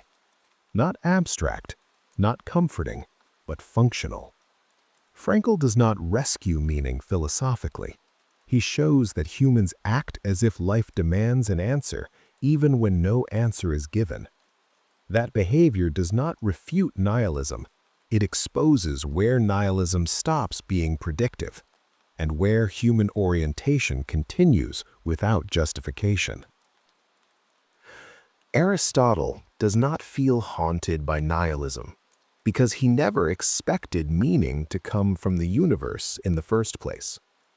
For him, the nihilist crisis begins with a mistake, treating meaning as something cosmic, eternal, guaranteed. Aristotle never made that demand. He did not ask what life means in the grand scheme. He asked something smaller, more practical. What is a human being for? Not in the sense of destiny, but in the sense of function. A knife is good if it cuts well. A doctor is good if they heal well. A human life is good if it performs its characteristic activities well. This is not poetry, it is structure. For Aristotle, meaning does not descend from the heavens. It emerges from how something operates. Humans reason, they deliberate, they act together, they build habits. A good human life is one where these capacities are exercised well. Not eternally, not perfectly, but sufficiently.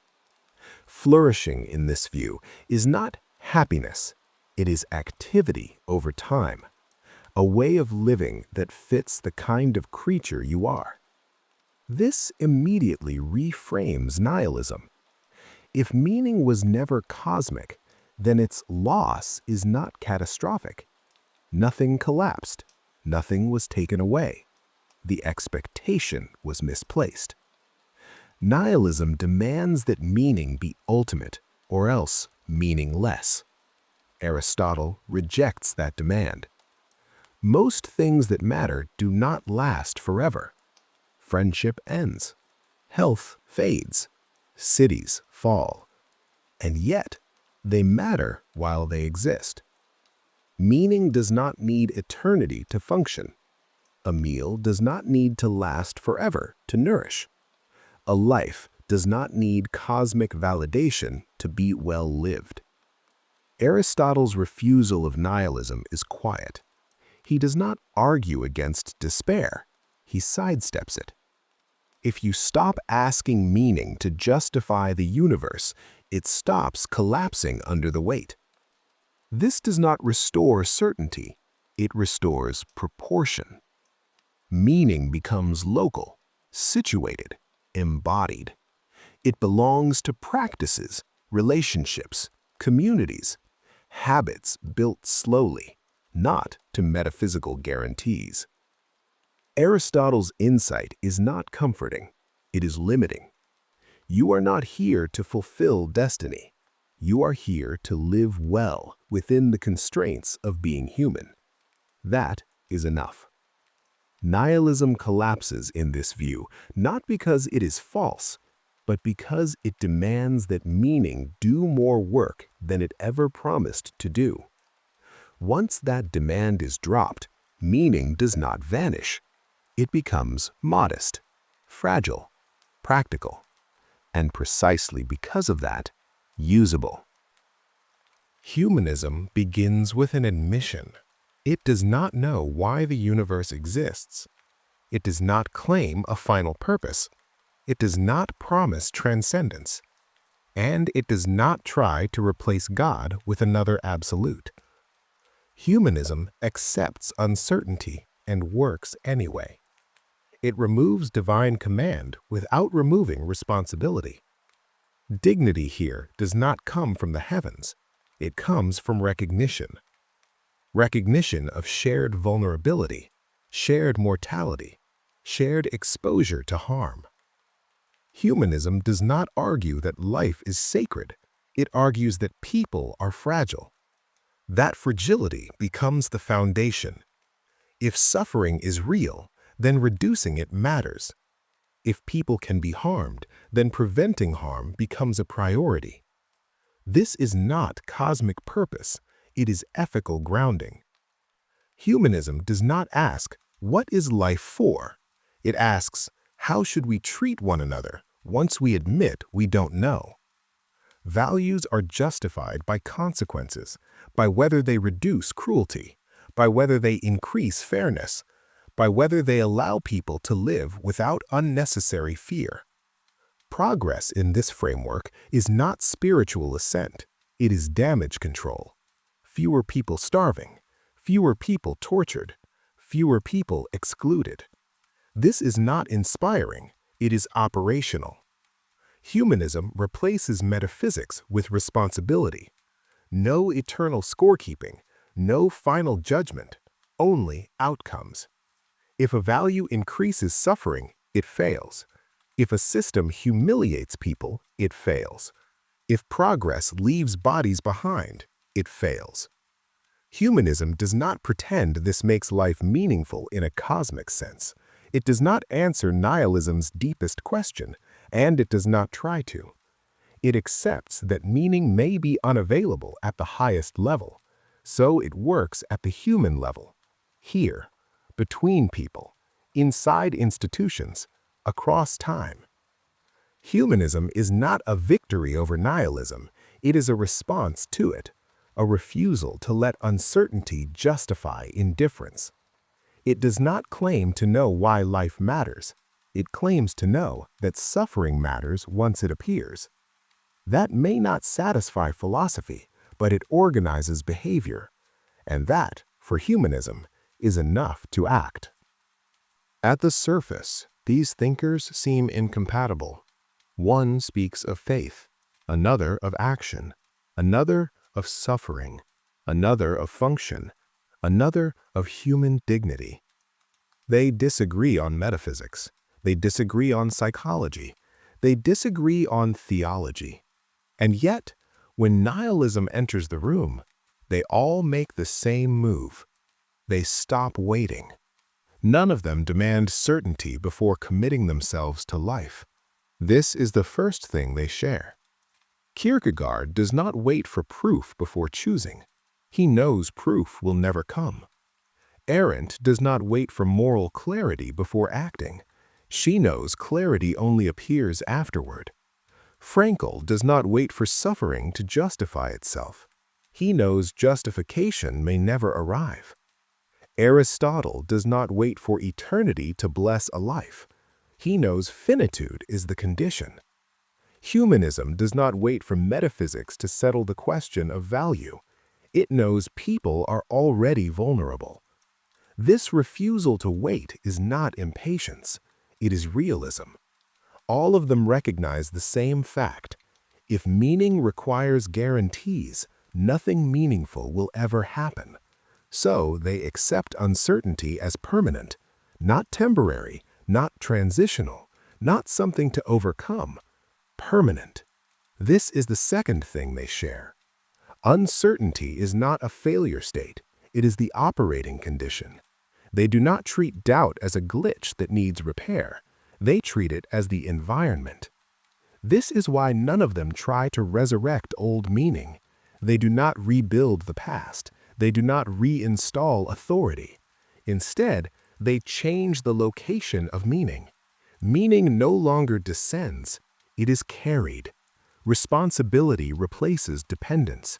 If something matters, it matters because someone sustains it, not because it is guaranteed, not because it is protected, not because it is eternal, because it is chosen and maintained under uncertainty. This is the shared structure beneath every refusal. They do not ask, is this value true forever? They ask, am I willing to stand behind this value even if it isn't? That shift changes everything. Meaning becomes fragile. It can fail. It can be abandoned. It can be judged meaningless by others. None of these thinkers deny that risk. They accept it. They understand that commitment without insurance is heavier than belief with guarantees, and they choose it anyway. This is not optimism. Optimism expects outcomes. These thinkers expect responsibility. This is not faith in the universe. It is faith in human response. That people will still act, still care, still protect, still refuse certain outcomes, even when nothing demands it. This is why these philosophies are costly. Once dependence disappears, there is no one else to blame. No God, no destiny, no historical inevitability. If something collapses, it collapses because people did not carry it. This is a burden nihilism avoids. Nihilism keeps responsibility abstract. These counter-philosophies make it personal. They do not deny nihilism's logic. They deny its authority over action. Nihilism says, nothing is guaranteed. They reply, then commitment is no longer justified by certainty. And then they commit anyway. Meaning in this framework is not a discovery. It is a wager made repeatedly, without proof, without assurance, without appeal. That wager does not remove anxiety. It intensifies it. It does not simplify life. It complicates it. But it keeps life oriented. This is the common ground beneath all their differences. They do not solve nihilism. They live past it. Not because nihilism is wrong, but because a human life cannot remain suspended forever.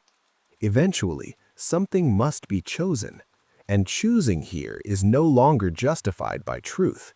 It is justified by willingness to bear the consequences. That is what all counter-philosophies share, and it is why rejecting nihilism is not an escape. It is an acceptance of a heavier kind of responsibility.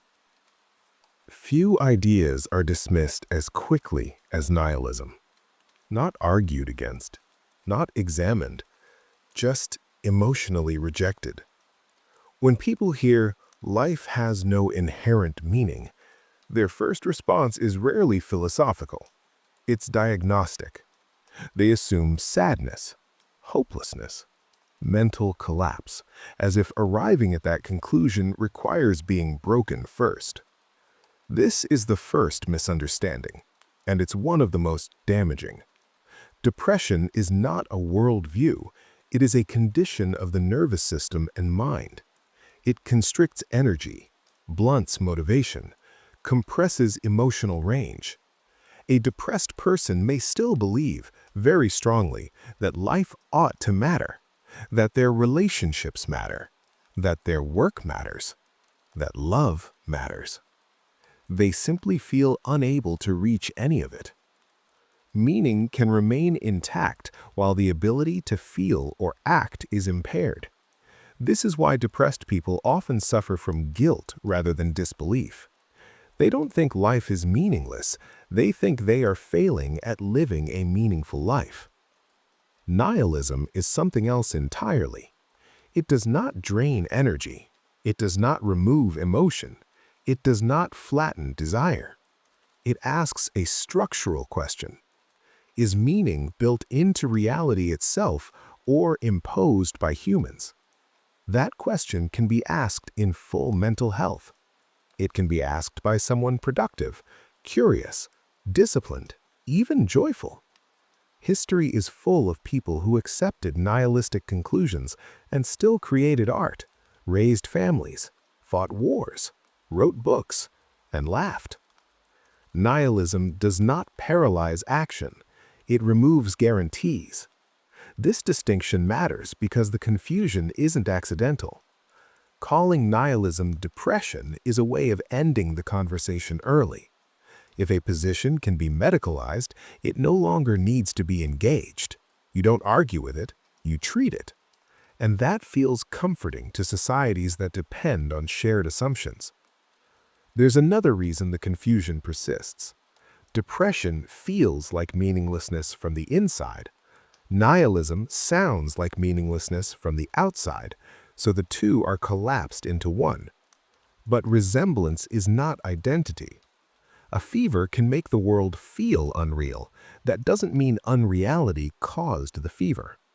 Ironically, the inverse confusion is also common. Some people assume nihilism causes depression, but many depressed people cling desperately to meaning, and many nihilists function precisely because they no longer expect life to justify itself. They stop waiting for permission to act. They stop demanding that reality reassure them. That doesn't cure suffering, but it changes the relationship to it. When nihilism is treated as illness, something subtle happens. Certain questions become taboo, not because they are false, but because they are destabilizing. And once questions are forbidden on emotional grounds, truth quietly becomes secondary to comfort. This does not mean nihilism is harmless. It can be destabilizing. It can be misused. It can be misunderstood. But confusing it with depression doesn't protect people. It reduces philosophical courage to emotional fragility. Depression requires care, empathy, and treatment. Nihilism requires clarity, honesty, and patience. They can coexist, but they are not the same thing, and mistaking one for the other keeps us from understanding either. Few accusations against nihilism are as emotionally charged as this one, that if nothing matters, then life itself becomes disposable, that the idea secretly whispers, "Why continue?" This assumption feels intuitive. It's also deeply misleading. Suicidal behavior is rarely philosophical. It doesn't emerge from abstract conclusions about meaning. It emerges from overwhelming pain, chronic suffering, isolation, shame, hopelessness that feels inescapable. Most people who attempt suicide are not making a statement about reality. They are trying to end an experience they cannot bear. Their problem is not that life lacks meaning. Their problem is that life hurts too much to continue as it is. Nihilism operates at a different level. It does not say life is worthless. It says life does not arrive with a guaranteed purpose attached. That distinction matters more than it seems, because worth and guarantee are not the same thing. In fact, nihilism often removes a specific kind of psychological pressure, the pressure to live up to a cosmic script, the pressure to justify your existence, the pressure to make life meaningful enough to deserve being alive. For some people, that pressure is crushing. They feel they are failing at meaning itself. Nihilism dissolves that accusation. If no meaning is guaranteed, then failing to fulfill one is no longer a crime. This is why many people report the opposite reaction to nihilism than critics expect. Not despair, relief, a loosening of the throat, a sense that life no longer has to prove itself in court every morning. There's also a logical confusion at work. People conflate these two statements. Life has no inherent meaning, and life is not worth living. The first is a claim about structure. The second is a judgment about experience. One does not logically imply the other. A meal doesn't need a cosmic justification to taste good. A conversation doesn't need eternal purpose to matter to the people in it. A moment doesn't need permanence to be real. In fact, insisting that life must have absolute meaning to be livable creates a dangerous all-or-nothing framework. If meaning collapses, everything collapses. Nihilism rejects that trap. It says meaning was never guaranteed in the first place, and yet people lived, loved, built, suffered, and continued anyway. There's another uncomfortable truth here. Many suicidal ideologies are not nihilistic at all. They are moralistic. They say, I have failed. I don't deserve to exist. I am a burden.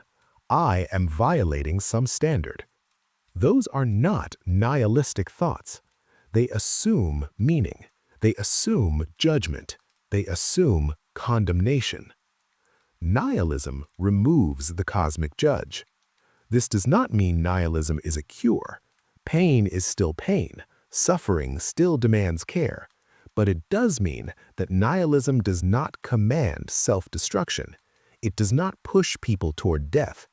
It removes the idea that life must justify itself to deserve continuation. Nihilism says, you are not obligated by the universe. You are not indebted to meaning. You are not failing a cosmic test. What you do next is still your responsibility, but it is no longer dictated by fear of metaphysical failure. That distinction is why the fear persists. Because if people stop believing they must live for something, they might begin living despite everything. And that kind of freedom is unsettling, not because it leads to death, but because it removes the leverage of obligation. One of the oldest fears surrounding nihilism is simple and dramatic. If nothing matters, then anything goes. Without meaning, people imagine chaos, cruelty without restraint, violence without reason. This fear feels obvious. It is also historically wrong. Human beings behaved morally long before they explained morality. Care existed before commandments. Cooperation existed before philosophy. Restraint existed before justification. Parents protected children. Groups punished betrayal. Trust was rewarded. Cruelty was remembered. None of this required metaphysics. Morality did not begin as a theory. It began as behavior. Empathy is not an idea you adopt after reflection. It is a capacity you are born with. Social mammals display it. Infants display it. People display it even when they cannot articulate why. Nihilism does not erase empathy. It does not remove the nervous system. It does not disable the ability to feel another person's pain. What nihilism questions is not whether people act morally. It questions why we say those actions are justified. That distinction is constantly blurred. People hear, there is no objective moral meaning, and translate it into, there are no rules. But those are not the same claim. No objective morality is a statement about foundation. No behavior norms would be a statement about practice. Human societies function on practice. Most ethical behavior is not the result of abstract reasoning. It comes from habit, relationship, consequence, reputation, and reciprocity. People don't refrain from harm because they've solved meta-ethics. They refrain because harm damages trust, invites retaliation, and fractures communities. This is why morality survives belief collapse. Even when people disagree radically about justification, they still converge on similar rules.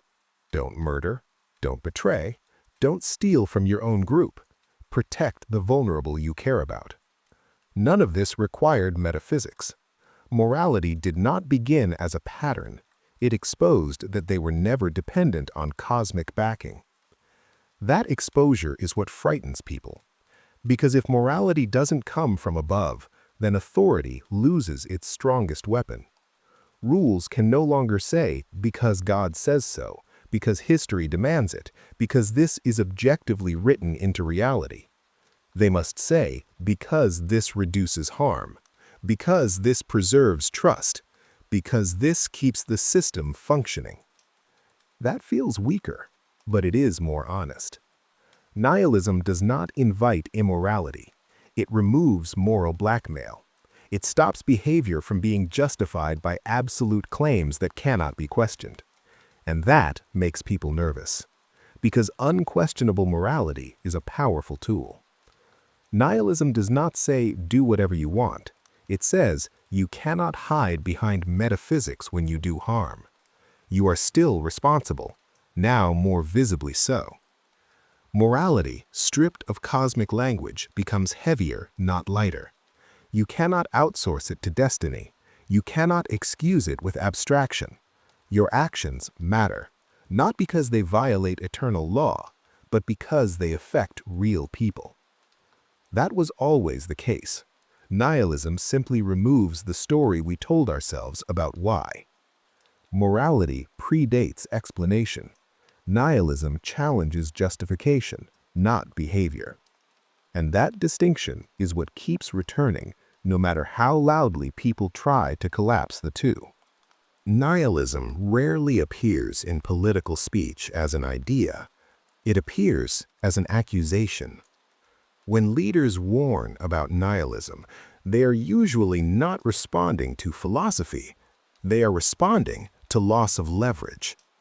Nihilism becomes a scare word, a way to describe any belief, movement, or generation that no longer responds predictably to authority.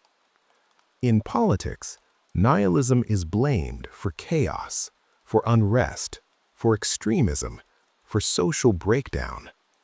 But historically, nihilism does not mobilize masses. It does not organize crowds. It does not create slogans.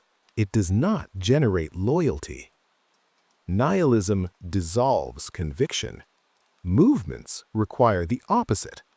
What actually mobilizes people is not the absence of meaning. It is replacement meaning, often rigid, emotional, and absolute. Yet, nihilism is often blamed anyway. Why? Because it is easier to accuse than to examine. Labeling an opponent nihilistic accomplishes something useful.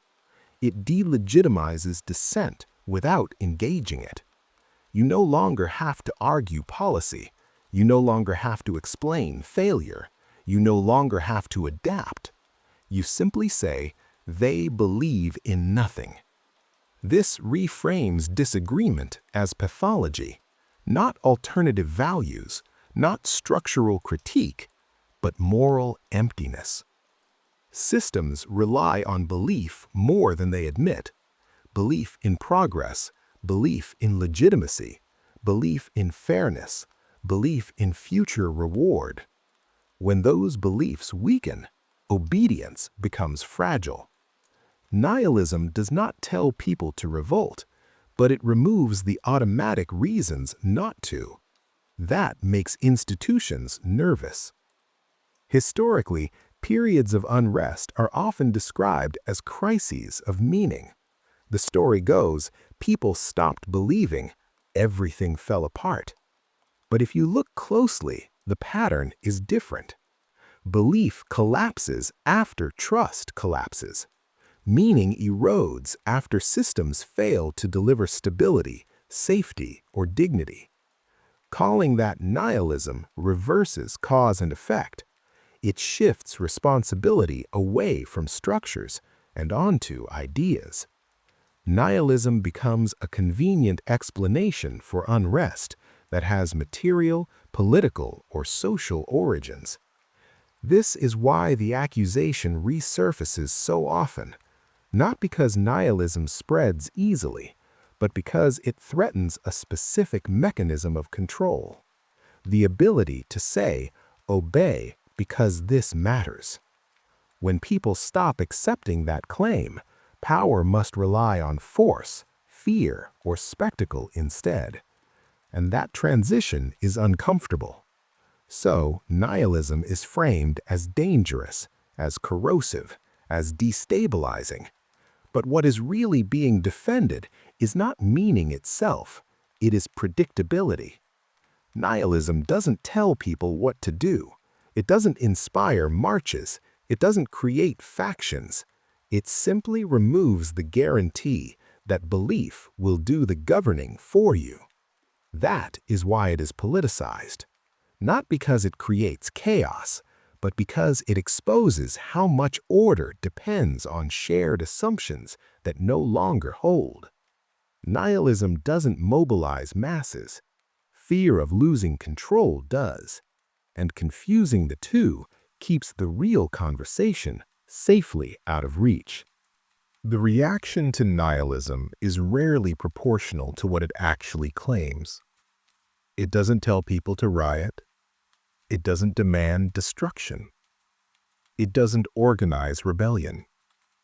And yet, the response to it is often intense, fearful, moralized, urgent.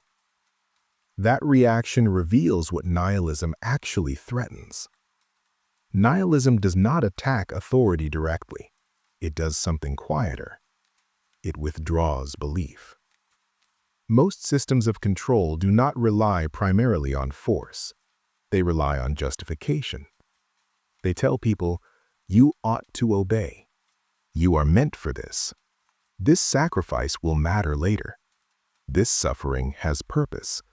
This hierarchy is deserved. Nihilism does not argue with these claims. It simply stops responding to them. When people no longer need justification, authority loses leverage. Guilt stops working the same way. Destiny loses its grip. Threats feel emptier. Promises lose their hold. This is unsettling, not because people become violent, but because they become less predictable. Systems prefer people who are motivated by fear of punishment, hope of reward, moral superiority, future salvation. These motivators are efficient. They outsource control to belief. Nihilism weakens all of them at once. A person who does not believe their suffering is meant to be is harder to pacify. A person who does not believe obedience makes them virtuous is harder to shame. A person who does not believe in promised futures is harder to delay. This does not make them antisocial. It makes them ungovernable by illusion. And that is the real threat.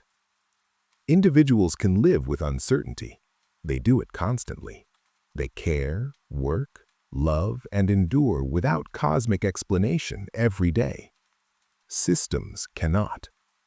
Systems need belief to scale. They need people to internalize rules, justify hierarchies, and tolerate delay. When belief erodes, systems must compensate with surveillance, force, spectacle, or crisis. This is why nihilism provokes moral panic, not because it destroys meaning, but because it removes automatic compliance. Nihilism does not say, nothing matters. It implies, you must justify power without metaphysics. That demand is expensive. It requires transparency, adaptation, accountability.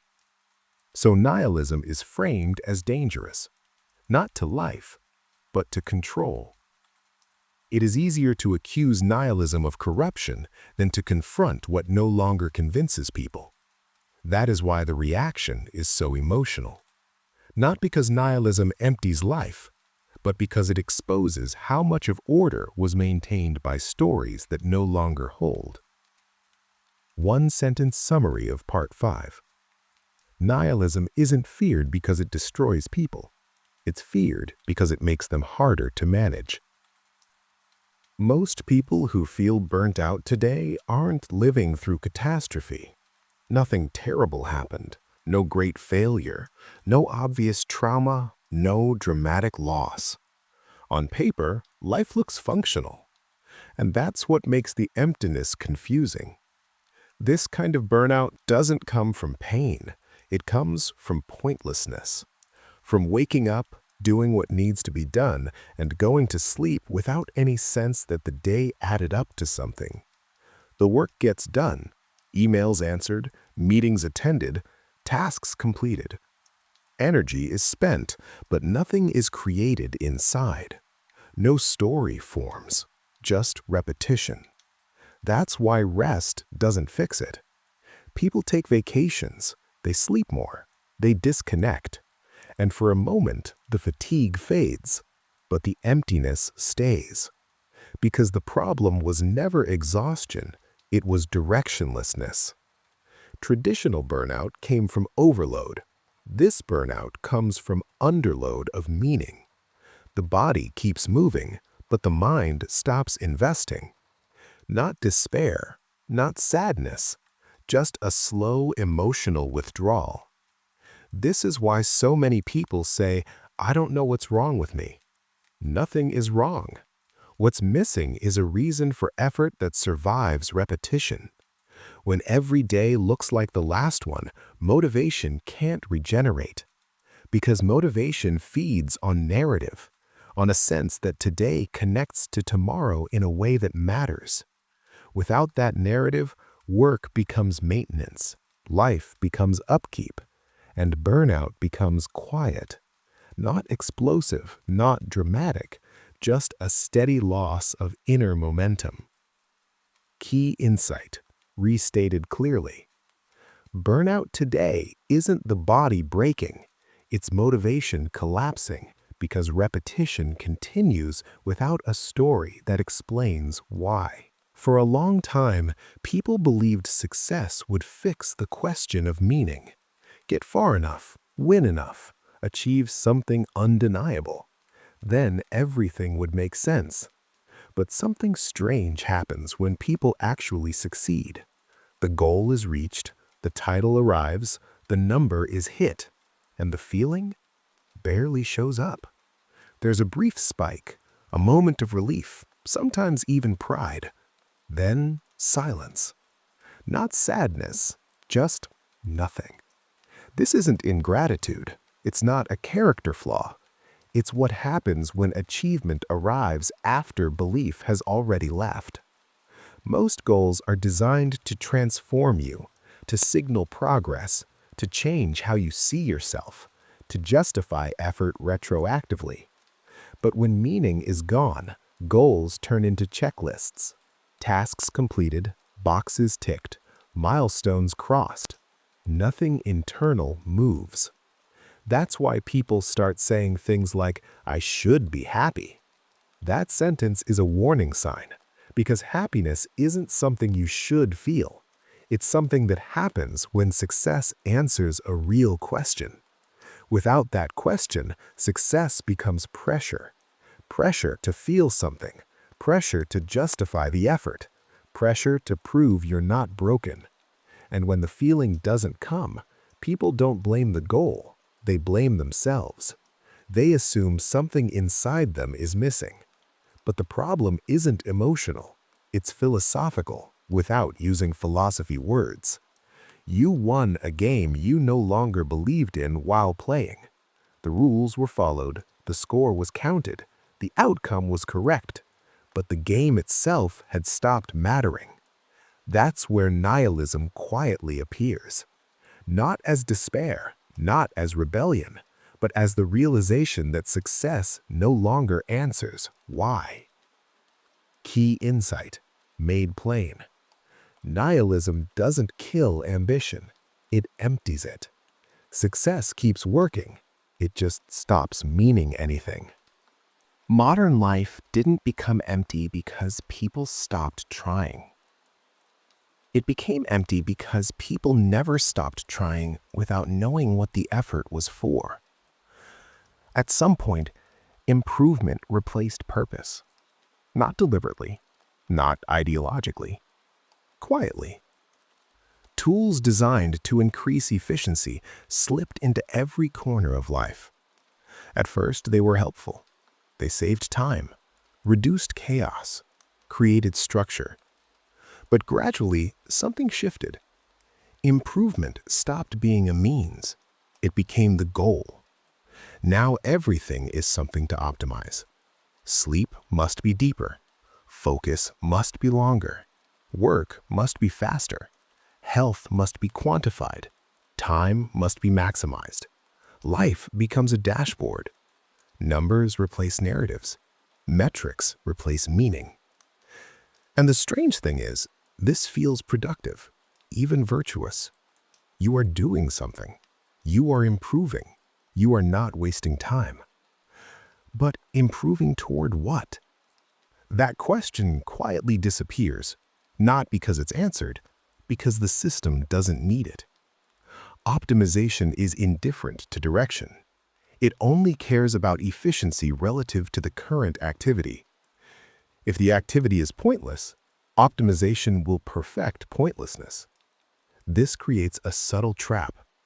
The more optimized life becomes, the harder it is to stop and ask why. Because everything is working. Your calendar is full. Your habits are solid. Your output is consistent. There is no obvious failure to justify reflection. This is why optimization often accelerates emptiness instead of curing it. It removes friction, and friction was sometimes the only signal that something deeper needed attention. Self-improvement turns into self-maintenance, not transformation, not becoming, just staying functional. Health becomes about staying within acceptable ranges, not about vitality, not about feeling alive, just preventing breakdown. Productivity becomes about sustaining output, not about contribution, not about creation, just continuity. Even rest becomes optimized. Rest not as renewal, but as preparation for more output.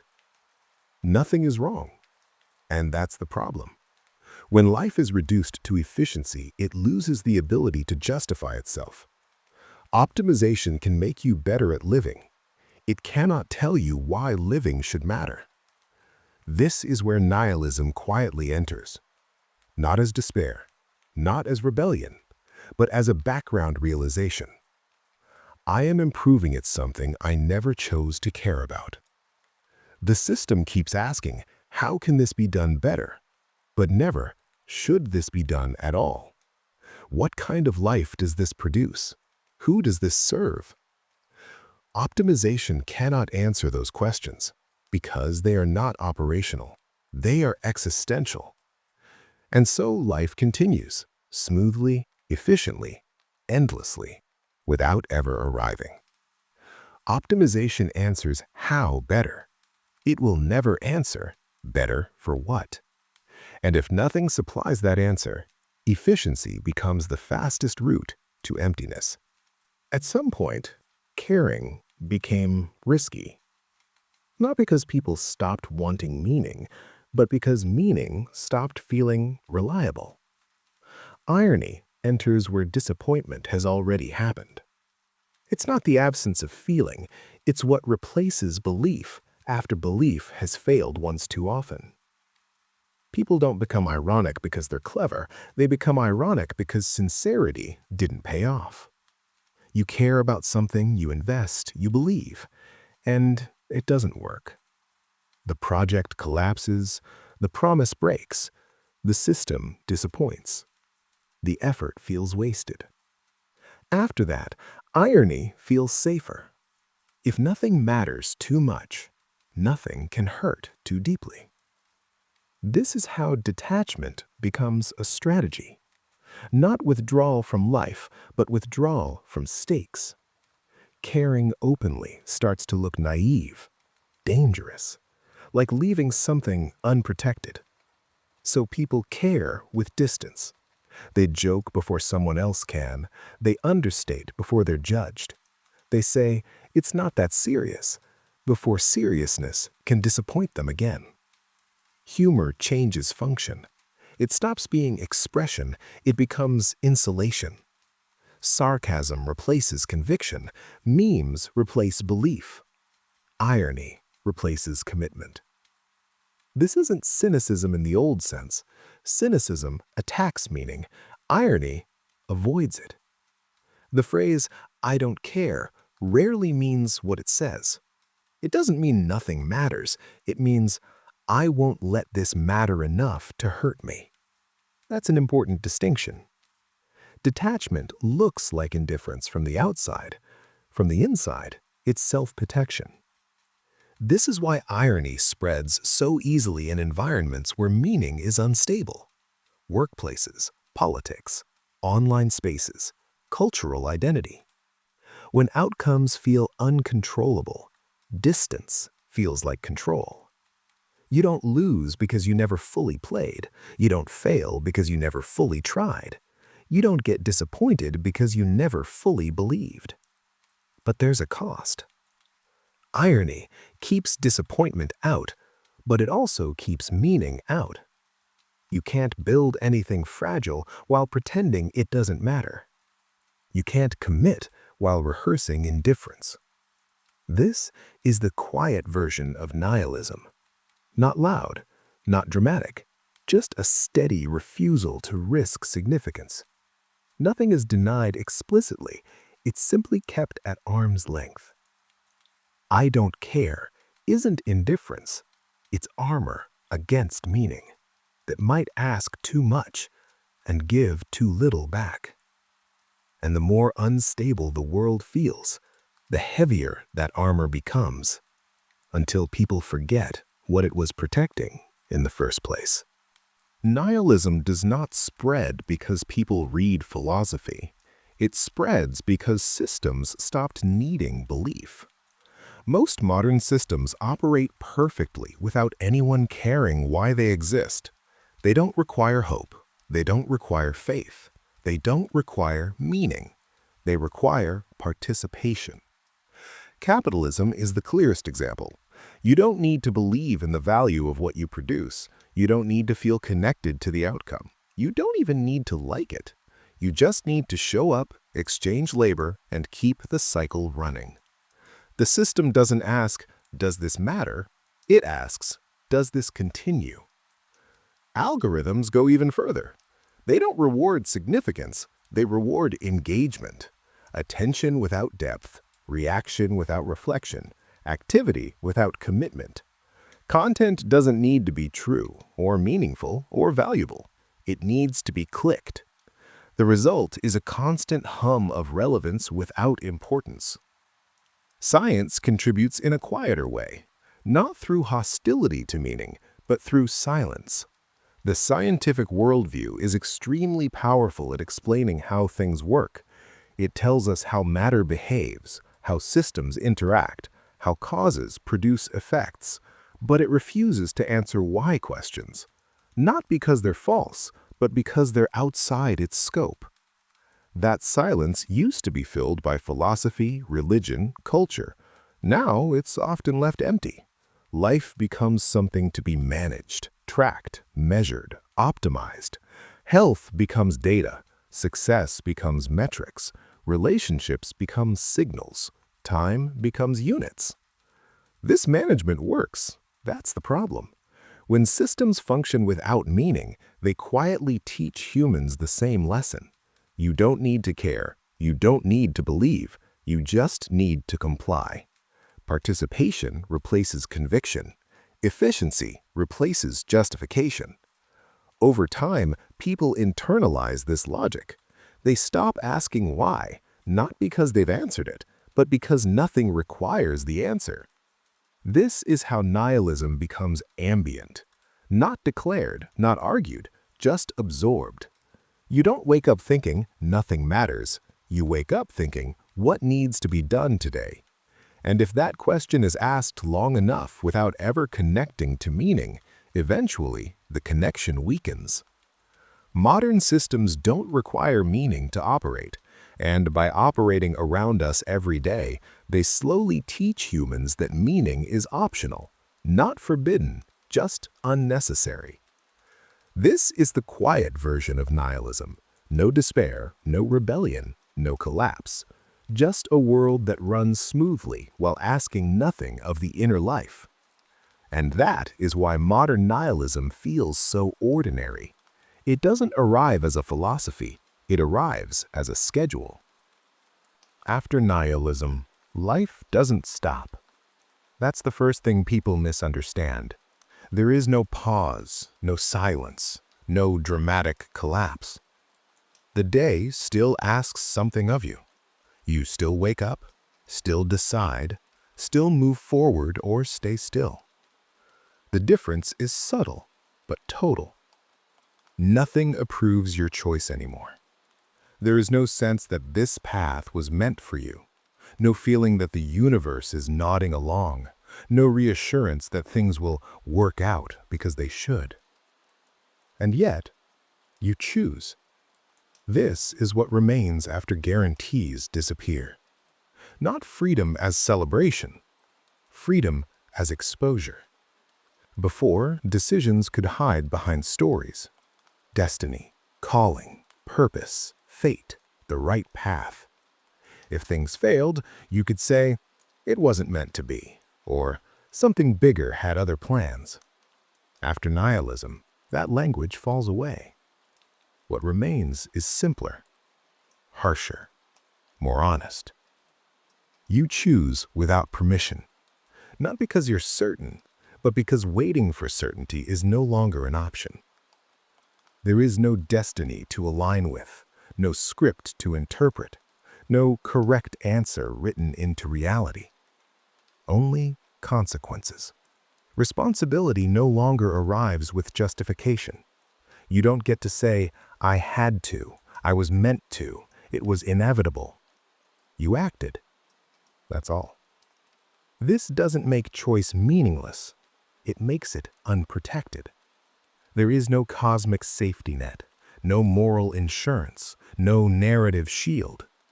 If something matters, it matters because you stood behind it, not because it was guaranteed. This is the quiet freedom nihilism leaves behind. Not the freedom to do anything, the freedom to act without pretending your action is sanctioned. Nothing promises you that your choice will matter. Nothing threatens you if it doesn't. And strangely, that absence changes the weight of action. When nothing is promised, care becomes voluntary. Commitment becomes deliberate. You are no longer fulfilling purpose. You are assuming risk. That risk is what makes choice real. Not heroic, not profound, not noble, just real. After nihilism, you don't live because life was justified. You live because you chose to continue. And you choose again tomorrow. Without permission, without approval, without guarantees. That is what remains. One of the last things nihilism removes is the demand that life makes sense as a story. We are taught to see our lives as arcs, beginnings, progress, turning points, resolutions. Every year is supposed to mean something. Every phase is supposed to lead somewhere. Every experience is supposed to add up. After nihilism, that pressure loosens. Not because life becomes meaningless, but because it no longer needs to justify itself narratively. Some days don't build toward anything. They are not steps, they are not lessons, they are not preparation. They happen, and then they're over. That used to feel like failure, wasted time, missed growth, unproductive living. Without narrative pressure, it feels different, neutral, unremarkable, allowed. Experiences don't have to symbolize transformation. They don't have to make you wiser or stronger or more evolved. They can simply be experienced. Meaning stops behaving like a storyline and starts behaving like presence.